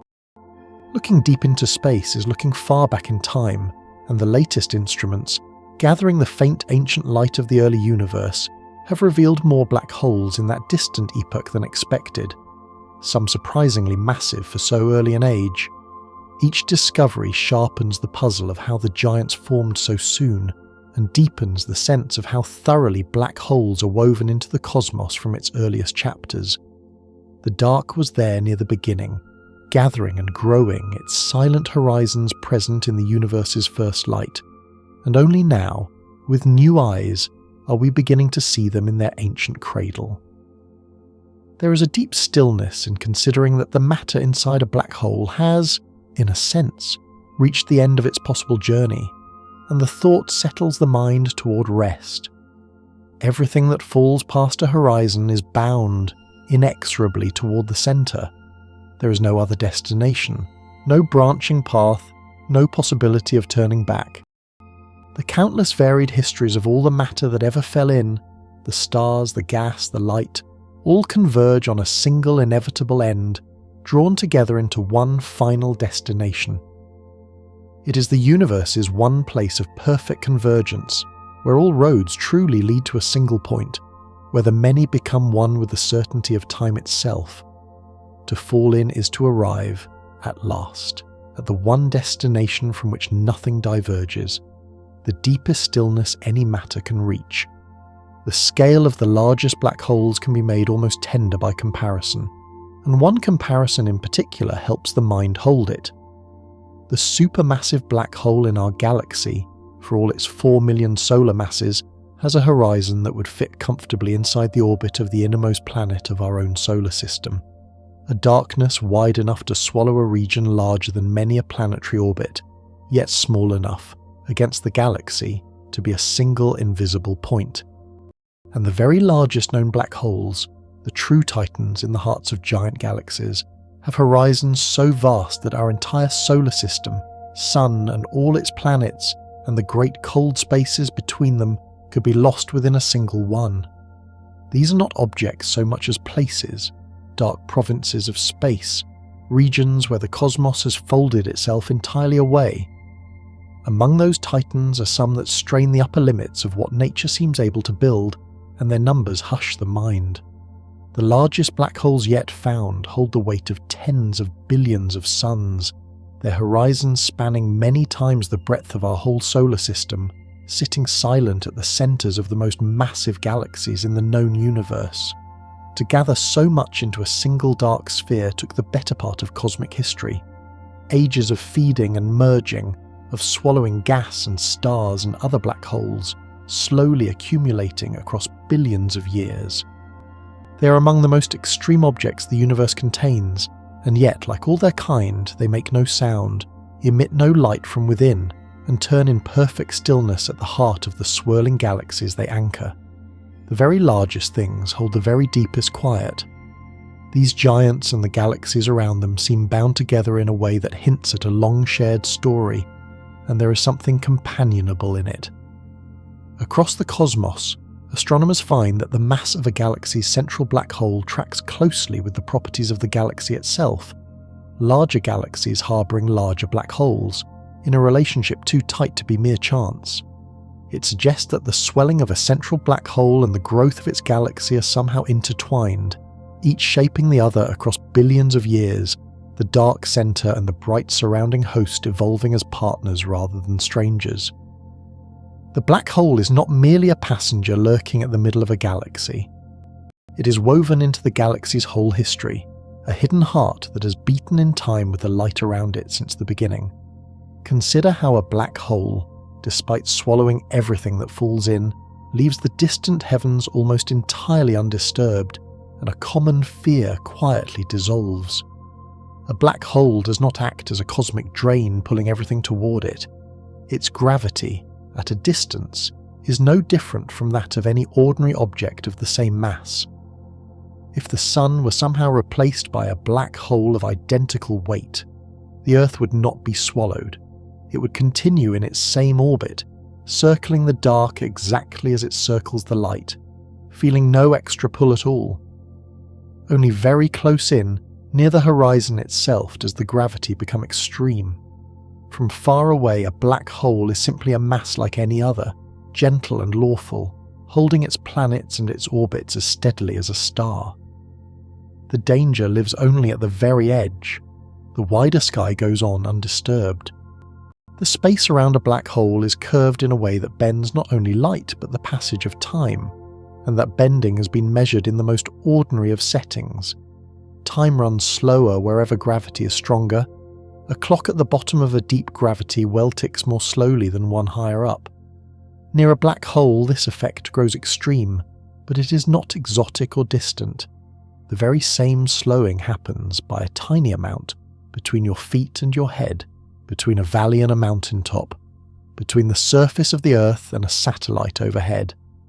The instruments that guide travellers across the world must account for it, correcting for the faster ticking of clocks in orbit. The strange time bending of the horizon is only the deepest expression of a softening of time that touches every height and every depth, even the small one between the floor and the ceiling of the room around you.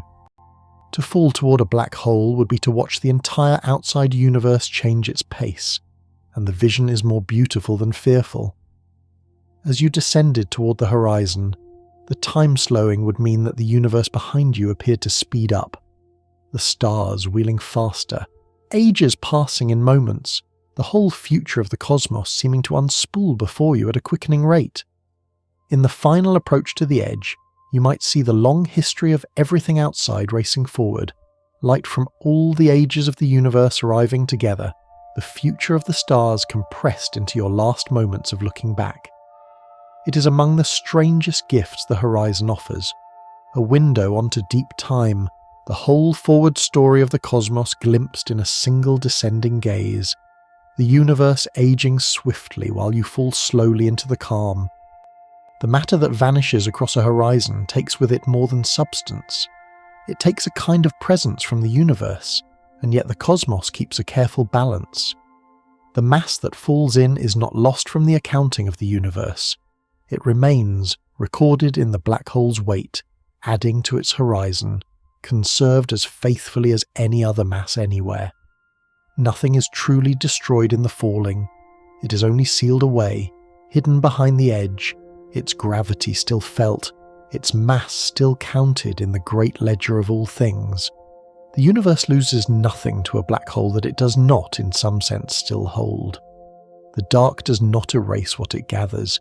It only keeps it silently, behind a boundary no light can cross. A vault rather than a void. Throughout the cosmos, the births of these objects have lit some of the brightest flares the universe has ever produced, and the light of them still reaches us. When certain massive stars collapse to form a black hole, the event can release, in seconds, a burst of energy that briefly outshines entire galaxies, the most luminous explosions known, visible across nearly the whole breadth of the observable universe. From the very moment a horizon is born, a flash can erupt that crosses billions of light-years of space and arrives, eons later, as a faint signal in our instruments. The making of a black hole, the quietest and darkest of all endings, can be heralded by one of the loudest and most brilliant announcements in nature, a burst of light marking the instant the dark first closes, seen from the far side of the universe. There is a particular gentleness in remembering that these objects, for all their extremity, obey the same laws as everything else and break none of them. Black holes are not magic, not tears in reality, not exceptions to the order of nature. They are simply the most extreme consequence of laws that govern the falling of an apple and the orbit of a moon, gravity followed to its furthest possible conclusion. The same rule that holds you gently in your bed, that keeps your feet upon the floor, is the rule that, taken to its limit, builds these silent boundaries in the dark. There is a deep continuity in that, a reassurance folded into the strangeness. The universe is lawful all the way down and all the way to its darkest edge. The same quiet order holds. Nothing about a black hole is lawless. It is only the law written very large. The discovery that black holes glow, faint as that glow is, united two great realms of physics that had long seemed estranged, and the union has a quiet grandeur. For most of the 20th century, the physics of the very large, gravity, space, the curving of the cosmos, and the physics of the very small, particles, quanta, the flickering of the subatomic world, stood apart, described by separate theories that did not easily speak to one another. The realization that a horizon has a temperature, that it radiates, brought the two together at a single point, the rim of a horizon where gravity and the quantum world meet and must be described in the same breath. That faint glow at the threshold is a place where the deepest theories of nature touch. The dark boundary of a collapsed star is, in a sense, the meeting ground of all of physics. The amount of information that could be stored on a horizon hints at a profound limit woven into the universe itself, and the idea has a spacious calm. There appears to be a maximum amount of information, or entropy, that can be packed into any region of space, and remarkably that maximum is set not by the volume of the region, but by the area of its boundary. A black hole is the densest possible way to store information. Nothing can hold more in a given space than a horizon does. This means the universe has a kind of ultimate ceiling on how much can be known or recorded within any bounded place, and that ceiling is written on surfaces, not volumes. The cosmos counts its secrets by area, as though every truth it holds were inscribed on some encompassing skin, and the deepest such skins are the horizons of the dark. It is worth dwelling on how these objects bend not only light and time, but the very notion of distance, and the dwelling brings a kind of vertigo softened into wonder. Near a horizon, space itself is stretched and curved so severely that the ordinary rules of geometry no longer hold. The distance you would measure falling inward does not match what a distant observer would calculate, and straight lines bend, and the shortest path between 2 points may loop in ways that defy all intuition. The space around a black hole is not the flat, dependable stage of everyday life, but a warped and flowing thing, sloping inexorably toward the centre. To approach the horizon is to enter a region where the very fabric of where and how far has been reshaped, gently and completely, by the weight at its heart. The closest stable orbit around a black hole holds a kind of edge of its own, and picturing it brings the abstract suddenly near. Matter can circle a black hole safely only down to a certain radius, for a non-spinning black hole 3 times the size of the horizon, and inside that radius, no stable circling is possible at all. Anything there must spiral inward and fall.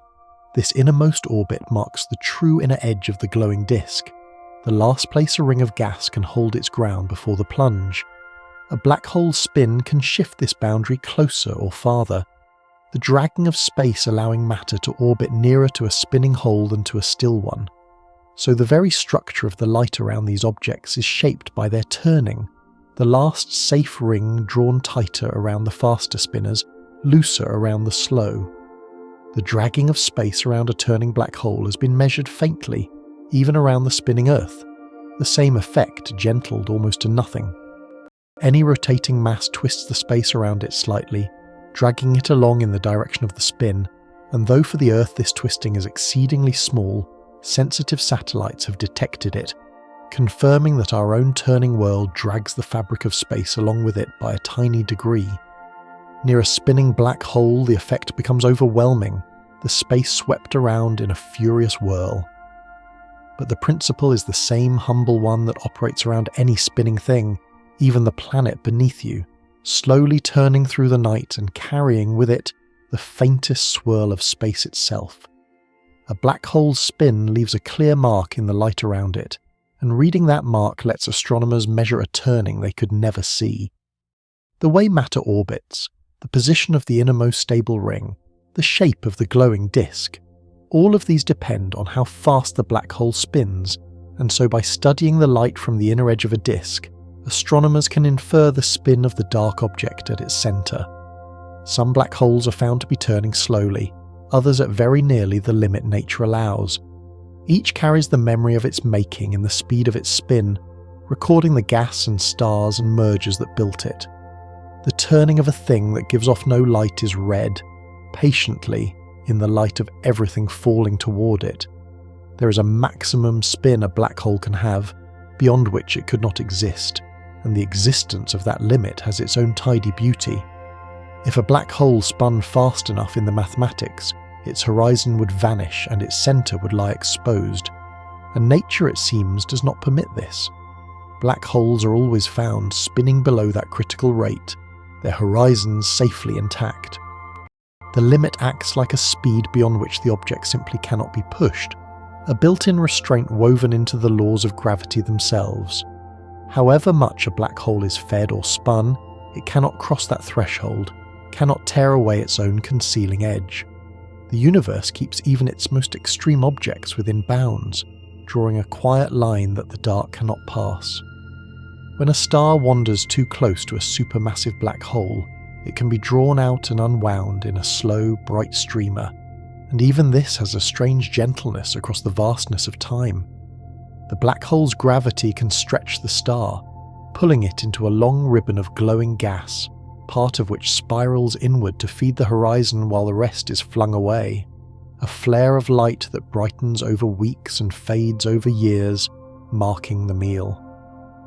These events, seen across the cosmos, briefly illuminate black holes that had been dark and quiet, revealing their presence by the glow of a single drawn-out star. It is a rare and far-off occurrence, unfolding over spans no human eye could watch directly. The unravelling of a sun into a bright slow thread that lights the dark for a little while, and then is gone. Most of the matter spiralling toward a black hole never falls in at all, and this restraint softens the picture of endless devouring. The infalling gas, heated and churning, pushes back against itself with its own radiation and magnetism, so that much of it is blown away in winds and jets rather than swallowed. A black hole is, in this sense, a messy and inefficient eater, casting back into space a great deal of what approaches it, feeding only slowly even when surrounded by plenty. The horizon does not greedily consume all within reach. It draws in a thin trickle and returns much of the rest to the galaxy, enriching the space around it. The dark centre gives back more than it keeps, scattering matter and energy outward even as it slowly grows. Those outflowing winds and jets shape the entire galaxy around a black hole, and the influence reaches far beyond the dark centre's tiny size. The energy a feeding black hole pours out can heat and push the gas of its whole galaxy, slowing or halting the birth of new stars across hundreds of thousands of light years. In this way, a black hole, though vanishingly small compared to its galaxy, helps govern how that galaxy grows and shines, a hidden regulator at the heart of a vast city of stars. The smallest point in the galaxy reaches out through its winds and radiation to touch the farthest reaches of the light around it. The dark heart and the bright galaxy are bound in a slow exchange, the centre shaping the whole across ages beyond counting. There is a profound stillness at the conceptual centre of every black hole, and it can be held as a kind of resting place for the mind. Whatever the truth of the singularity turns out to be, whether it is a real point of infinite density, or, as many suspect, something finite and strange that a deeper theory will one day reveal, It sits at the heart of the black hole as the ultimate destination, the place toward which all paths within the horizon lead. It is the most hidden location in the universe, shielded behind the one boundary nothing can cross to bring back word. In a way, it is the universe's deepest secret, kept perfectly in a vault of curved space and one-way light. The mind can rest at the thought of it the way one rests at the edge of any great unknown, not needing to solve it, only to let it be, vast and quiet and far away. Some black holes may have formed not from dying stars at all, but from the very birth of the universe, and this possibility opens a tender perspective on time. In the dense and roiling first instance after the cosmos began, regions of space packed tightly enough might have collapsed directly into black holes. Primordial black holes, born not from any star but from the raw hot chaos of the beginning itself. If they exist, some could be tiny, a whole mountain's worth of weight pressed into a space smaller than an atom. Others might drift through the galaxy even now, ancient beyond all stars, older than the first light. The search for them continues, and none has yet been confirmed. But the thought is a lovely one, that scattered through the dark might be black holes as old as time, relics of the universe's very first moments, silent witnesses that predate every star that ever shone. The making of the famous black hole images required catching light that had travelled for an almost unfathomable span, and there is a quiet poetry in the arithmetic. The shadow of the black hole in that distant galaxy was drawn from light that left it 55 million years ago, light that set out before there were human beings to look, that crossed the empty dark for the entire age of our kind many times over, arriving at last on the earth to be gathered, grain by grain, into a picture. When you look at that ring of fire around the dark, you're seeing the black hole not as it is now, but as it was 55 million years ago, its present self forever beyond reach, its image a message sent across a gulf of time. Every glance at the deep sky is a glance into the past, and the deepest objects send the oldest letters of all. The edge of a black hole, for all that it is invisible and made of nothing, is one of the most precisely defined surfaces in all of nature, and its exactness is its own marvel. There is no fuzziness to a horizon, no gradual fading from inside to outside. It is a perfectly sharp mathematical boundary, a surface defined to the finest possible degree, separating the region from which escape is possible from the region from which it is not. You could, in principle, name the exact location of that surface to any precision you liked, a clean dividing line drawn through empty space, and yet there is nothing there to mark it. No shimmer, no texture, no change in the dark. The most exactly defined surface in the universe is also one you could never see or touch, a perfect edge written in pure geometry upon the emptiness. Reflect on how a black hole concentrates the meaning of gravity into a single idea, and the whole subject seems to settle into clarity. Gravity, in the deepest modern understanding, is not a force pulling objects together, but the curving of space and time by the presence of mass. Things fall not because they are tugged, but because they follow the straightest possible paths through a curved geometry. A black hole is simply the most extreme curving that mass can produce, the place where the bending becomes so severe that the paths all turn inward and close. To understand the horizon is to understand gravity at its purest. Not a pull, but a shape. Not a force reaching out, but a landscape into which things naturally slide.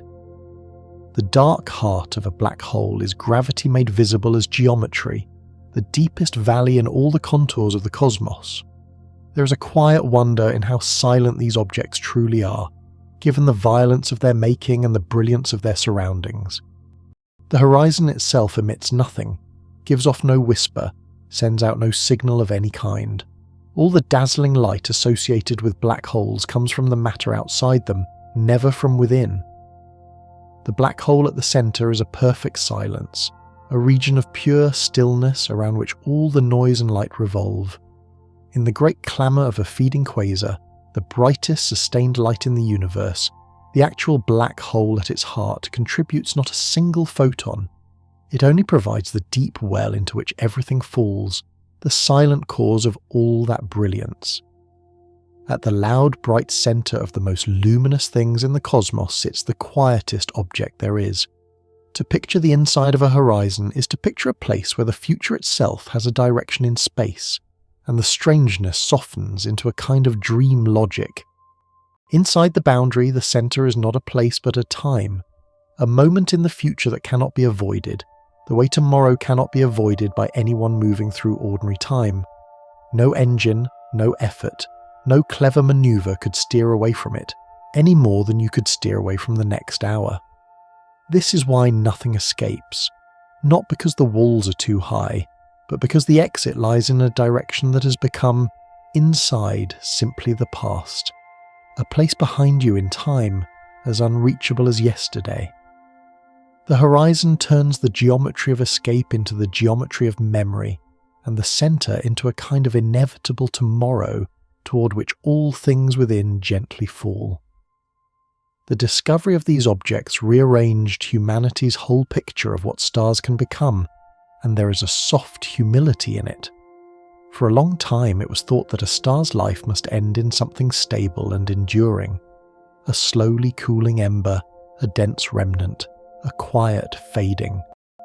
The realization that the heavier stars could collapse entirely, vanishing behind a horizon, added a whole new possible ending to the story of the stars. Now the life of a massive star is understood to have, as one of its destinies, this complete disappearance into the dark, a transformation from blazing light into perfect sealed silence. The brightest things the universe makes can end as the darkest, and the knowledge of that gives the night sky a deeper resonance. Every great star carries, somewhere in its possible futures, the seed of a silence this profound. The horizon's strangest property may be that it is observer-dependent in subtle ways, and even this opens onto calm rather than confusion. The precise location and meaning of a horizon can depend, in certain deep treatments, on the motion and viewpoint of who is asking. What is an absolute boundary to one observer may be described differently by another. There are even hints, in the deepest physics, that the experience of crossing a horizon and the question of where exactly the information of the universe resides may not have a single answer fixed for all viewpoints. This is not a flaw or a paradox to be feared, but a sign of how rich and layered the idea truly is, how much remains to be understood. The horizon is not a simple wall, but a deep question, and resting near a deep question is its own kind of peace. Think of how a black hole, by hiding its interior so perfectly, becomes a kind of natural keeper of mystery, and the thought is more soothing than unsettling. Whatever lies within a horizon is, by the laws of nature themselves, beyond all possibility of direct knowing, not merely undiscovered, but permanently sealed, the one place in the cosmos from which no information can ever return to tell us what it is like. There is a strange comfort in a mystery that is guaranteed, a darkness that physics itself promises will never be fully lit. Not every secret in the universe must be solved. Some are kept by the structure of reality, held gently and forever beyond the reach of looking. The horizon is the universe's way of keeping one room private, and there is rest in knowing that some doors are not meant and not able to be opened. The cosmos is far more crowded with these dark boundaries than the eye could ever suggest, and the abundance is quietly companionable. Astronomers estimate that our galaxy alone contains perhaps 100 million stellar mass black holes, scattered invisibly through its spiral arms, the dark remnants of the many massive stars that have lived and died across its long history. They drift among the visible stars unseen, betraying themselves only on the rare occasions when they pass before a more distant light or draw matter from a near companion. The night sky, sparse and bright and seemingly simple, is threaded through with these silent dark objects, far more numerous than you would ever guess, a hidden population of quiet horizons woven invisibly among the shining points, the dark keeping company with the light throughout the whole great wheel of the galaxy. When a black hole passes in front of a distant star, it reveals itself not by any light of its own, but by gently bending the starlight around it, and the effect is a kind of soft cosmic lens. As the dark object drifts across the line of sight to a more distant star, its gravity curves the star's light, briefly brightening and distorting it in a way that can be precisely measured, a passing magnification, a momentary swelling of a far-off light. By watching for these subtle, fleeting brightenings, astronomers can detect black holes that emit nothing at all, drifting alone through the dark with no companion to feed upon. It is one of the gentlest ways the universe reveals its hidden dark, not by any flash or roar, but by the quiet bending of a distant star's light, a brief and graceful gesture that betrays the silent passage of a horizon through the night. There is a profound symmetry between the way a black hole forms and the way the whole universe began, and the parallel has a deep stillness to it. The collapse of matter into a black hole and the expansion of the cosmos from its hot beginning are, in the mathematics, deeply related, both governed by the same equations of gravity, both involving regions where the known laws strain toward their limits. Some physicists have even wondered whether the inside of a black hole might connect in some sense to the birth of a new region of space, the collapse on one side becoming a kind of beginning on another. These remain speculations at the frontier, not settled knowledge. But the symmetry is striking and lovely. The ending of matter into the dark and the beginning of everything from the dark, two faces of the same deep geometry, the universe's first moment and a black hole's last sharing a single hidden grammar.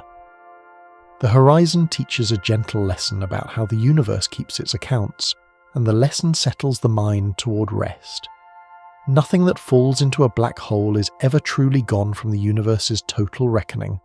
Its mass remains, its energy is conserved, and even the information that described it, the deepest physics now suggests, is somehow preserved, encoded perhaps on the horizon, and released eventually as the black hole slowly glows away.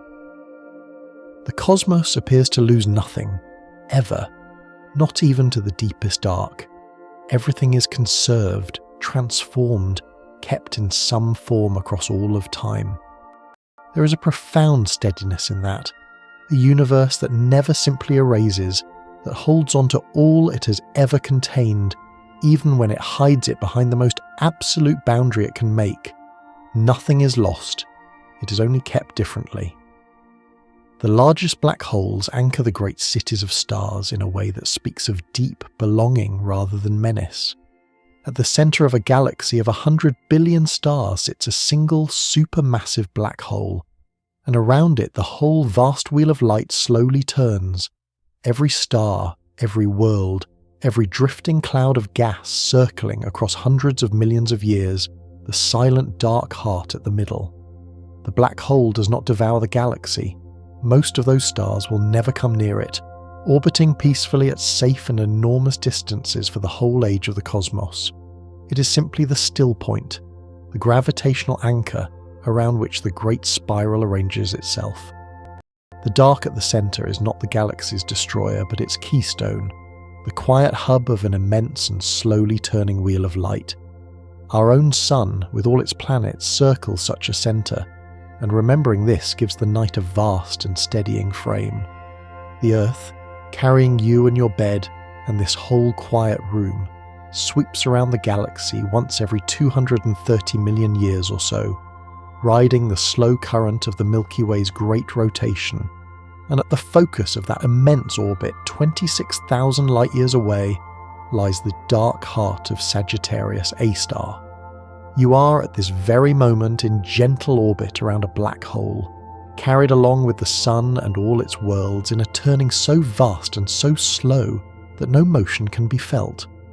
The room is still, the night is still, and yet the whole of it is wheeling, unhurried, around a distant darkness, held in an orbit older than the human race, steady and silent beneath everything you know.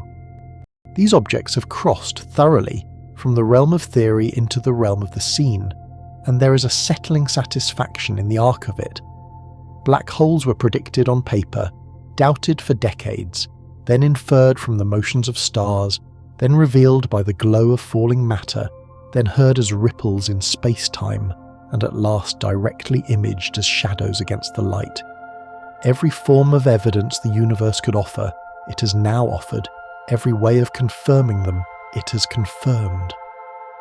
What began as a strange consequence of equations has become one of the best established facts in all of astronomy.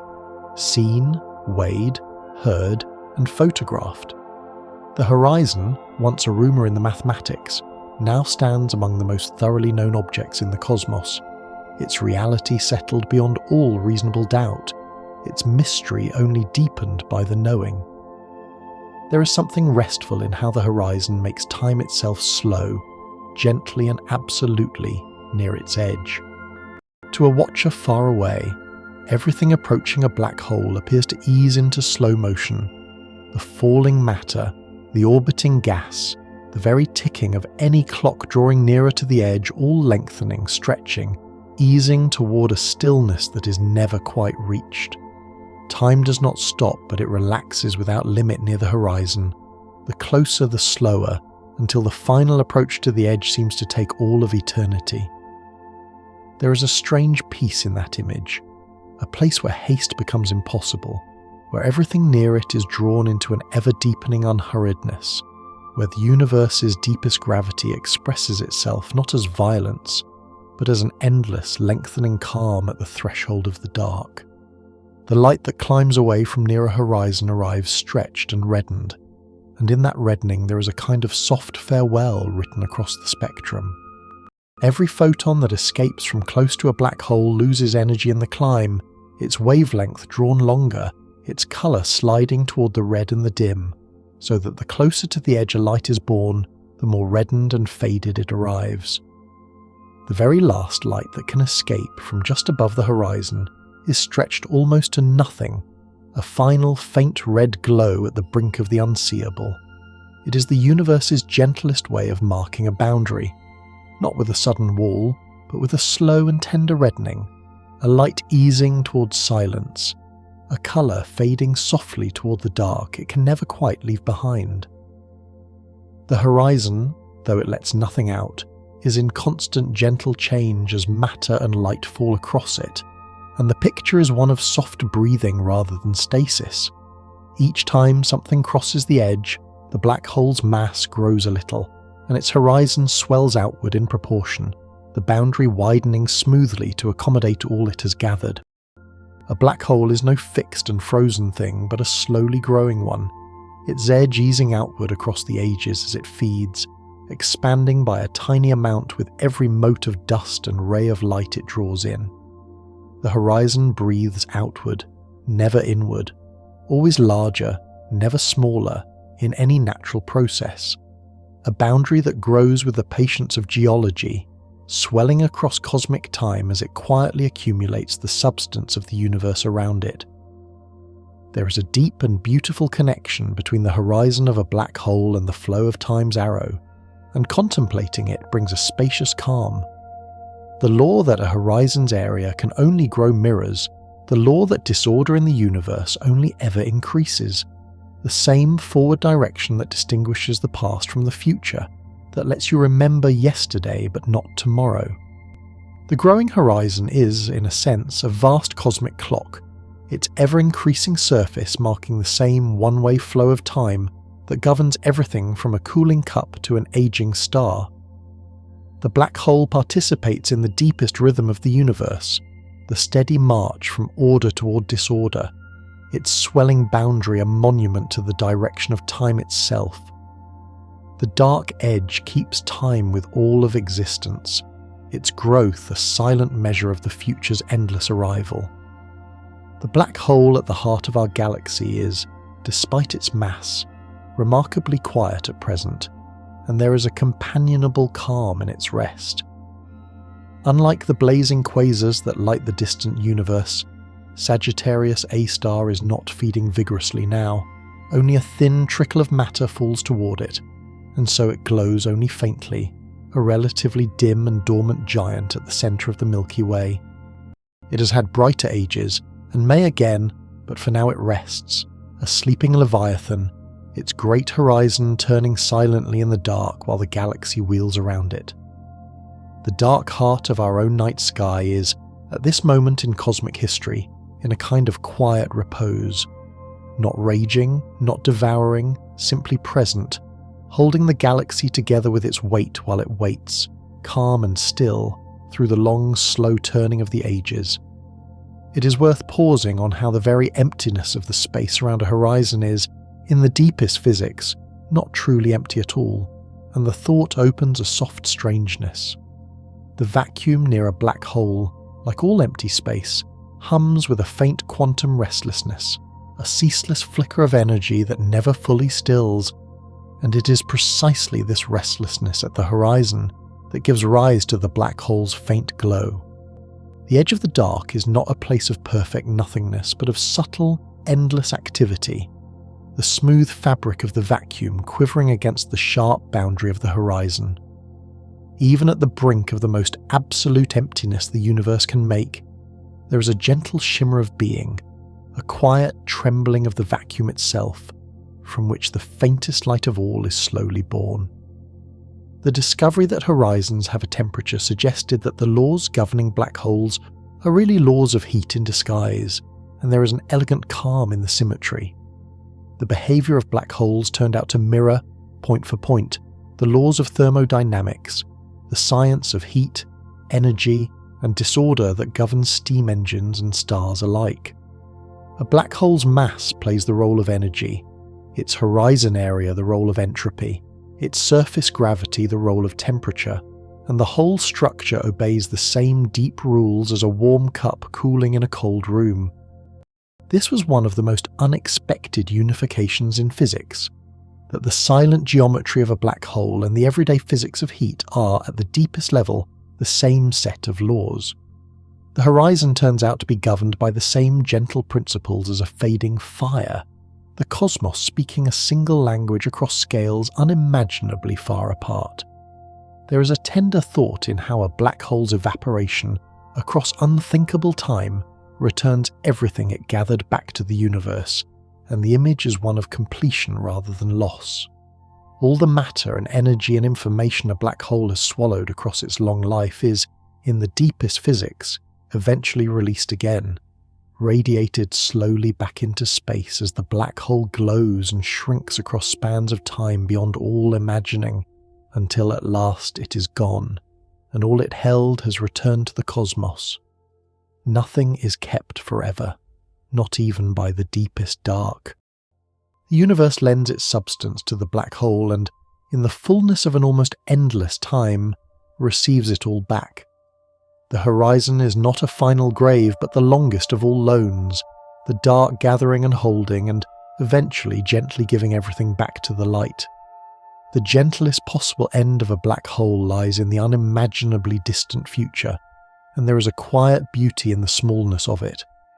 As a black hole evaporates across countless ages, it grows slowly warmer and brighter as it shrinks, until in its very final moments, after a lifespan longer than the present age of the universe by numbers beyond all meaning, it glows brighter and fades, releasing the last of its energy in a faint flicker, and then simply ceasing to be. Where a great dark boundary once held the mass of a star, there would be, at the end, only a final soft glow and then empty space, smooth and unmarked, as though the black hole had never been. The most permanent seeming objects in the cosmos end not with a roar but with a last faint shimmer, a quiet closing of the longest chapter the universe knows how to write.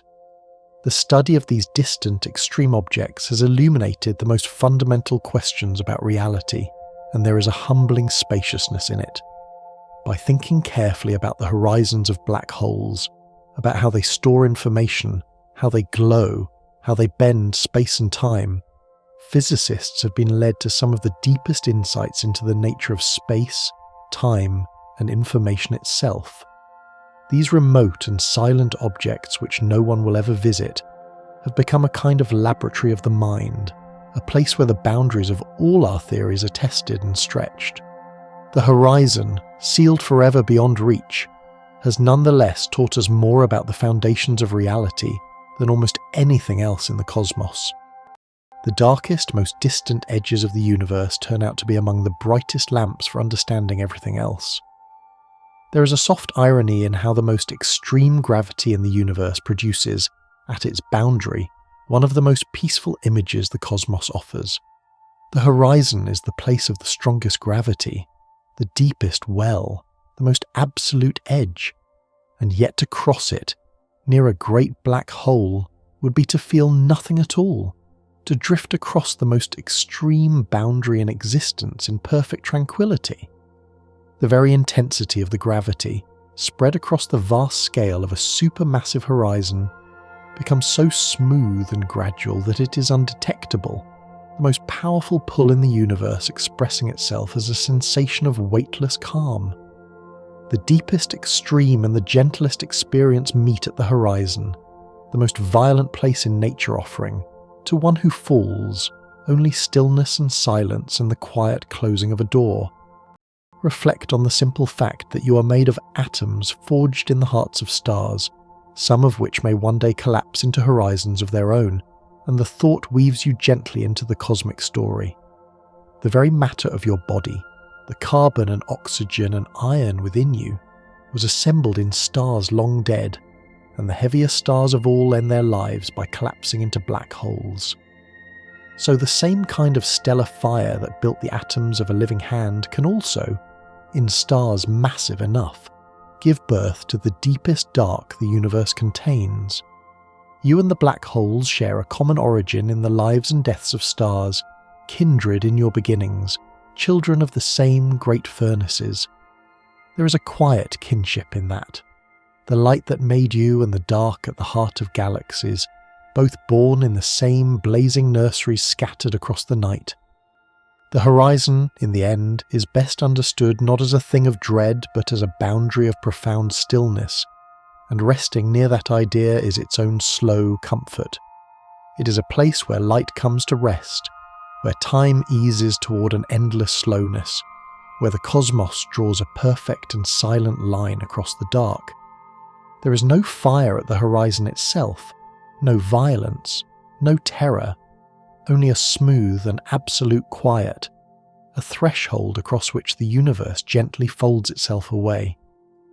To think of it is to think of the deepest calm the cosmos contains, a stillness more complete than any other, a silence that no sound has ever broken and no light has ever crossed. The event horizon is the quietest place in all of existence, and there is rest in simply knowing that such a stillness is out there, holding its silence beneath every busy and waking thing. And here, drawing toward the last of these wonders, is the deepest stillness of all, the thought that the horizon may be where the universe writes down everything it knows. For the final secret folds all the others together, the skin of a black hole, this invisible surface made of nothing, this edge you could cross without feeling, may turn out to be the place where the deepest truth of reality is inscribed. The holographic idea, followed to its furthest reach, suggests that everything within a region of space, every particle, every event, every moment of its history, might be fully captured by information written upon its boundary, the way a flat surface can hold a whole three-dimensional scene. And the horizon of a black hole is the purest example, a two-dimensional surface that records, in the finest possible detail, all the depth of what lies within. If this is true, then the universe is, in some profound sense, a kind of luminous inscription, its richness and depth a story written upon encompassing surfaces, its truest reality living not in volumes but on edges and boundaries and horizons. Let that thought rest lightly, asking nothing. Perhaps the deepest things are not buried in the depths at all, but written plainly on the surface, in letters too fine to see. Perhaps the universe keeps its whole great library not in vaults of hidden space, but on the thin, bright skins of things, on the edges where one realm meets another, on the silent horizons of the dark. The most absolute boundary the cosmos contains, the place from which nothing returns, may also be the place where everything is held, every story, every moment, every wonder, kept perfectly on a surface that emits no light and makes no sound. The horizon is a vault and a page at once, a darkness that may hold, written on its skin, the entire luminous record of all that ever fell into it. There is a peace as wide as the cosmos in that idea, and it is enough to fall asleep holding. The universe loses nothing. It keeps everything, somewhere, somehow, even behind the deepest dark, even past the most absolute edge. Nothing that ever was is truly gone. It is only held differently, written on a surface, kept in a stillness beyond all reach. And you, resting here tonight, are part of that universe that keeps and holds and never finally loses, woven into a cosmos that, for all its vastness and all its dark edges, forgets nothing and lets nothing fall away unheld. The wondering is finished now. There is nothing more to understand, nothing more to gather, nothing the night still asks of you. Let the questions loosen and ease apart, the way light eases away from the edge of the dark, each one going quietly into the night, taking with it no weight at all. Whatever stayed with you tonight is more than enough. Whatever slipped away was never yours to hold. If you are still here, still drifting at the soft edge of sleep, another quiet journey is already waiting for you on the screen, ready for whenever you want it, or never at all. There is no need to reach for it. There is no need to reach for anything now. You do not have to remember a single thing. Not the names, not the numbers, not the shapes of any of the horizons. Let them all go the way light goes past the edge of a black hole, softly into the dark, without a sound. The cosmos is vast and unhurried, and entirely at peace. So is this room. So is your breath, easing now, growing deeper and longer, like the slow turning of a galaxy around its silent heart. There is nothing left to do. There is nowhere left to be. The dark is holding. The room is warm. The night is wide and kind. Let your thoughts settle, one by one, like distant lights growing quiet at the edge of a still horizon. Rest now, and now 101 wonders are resting with you. Sleep now. Good night.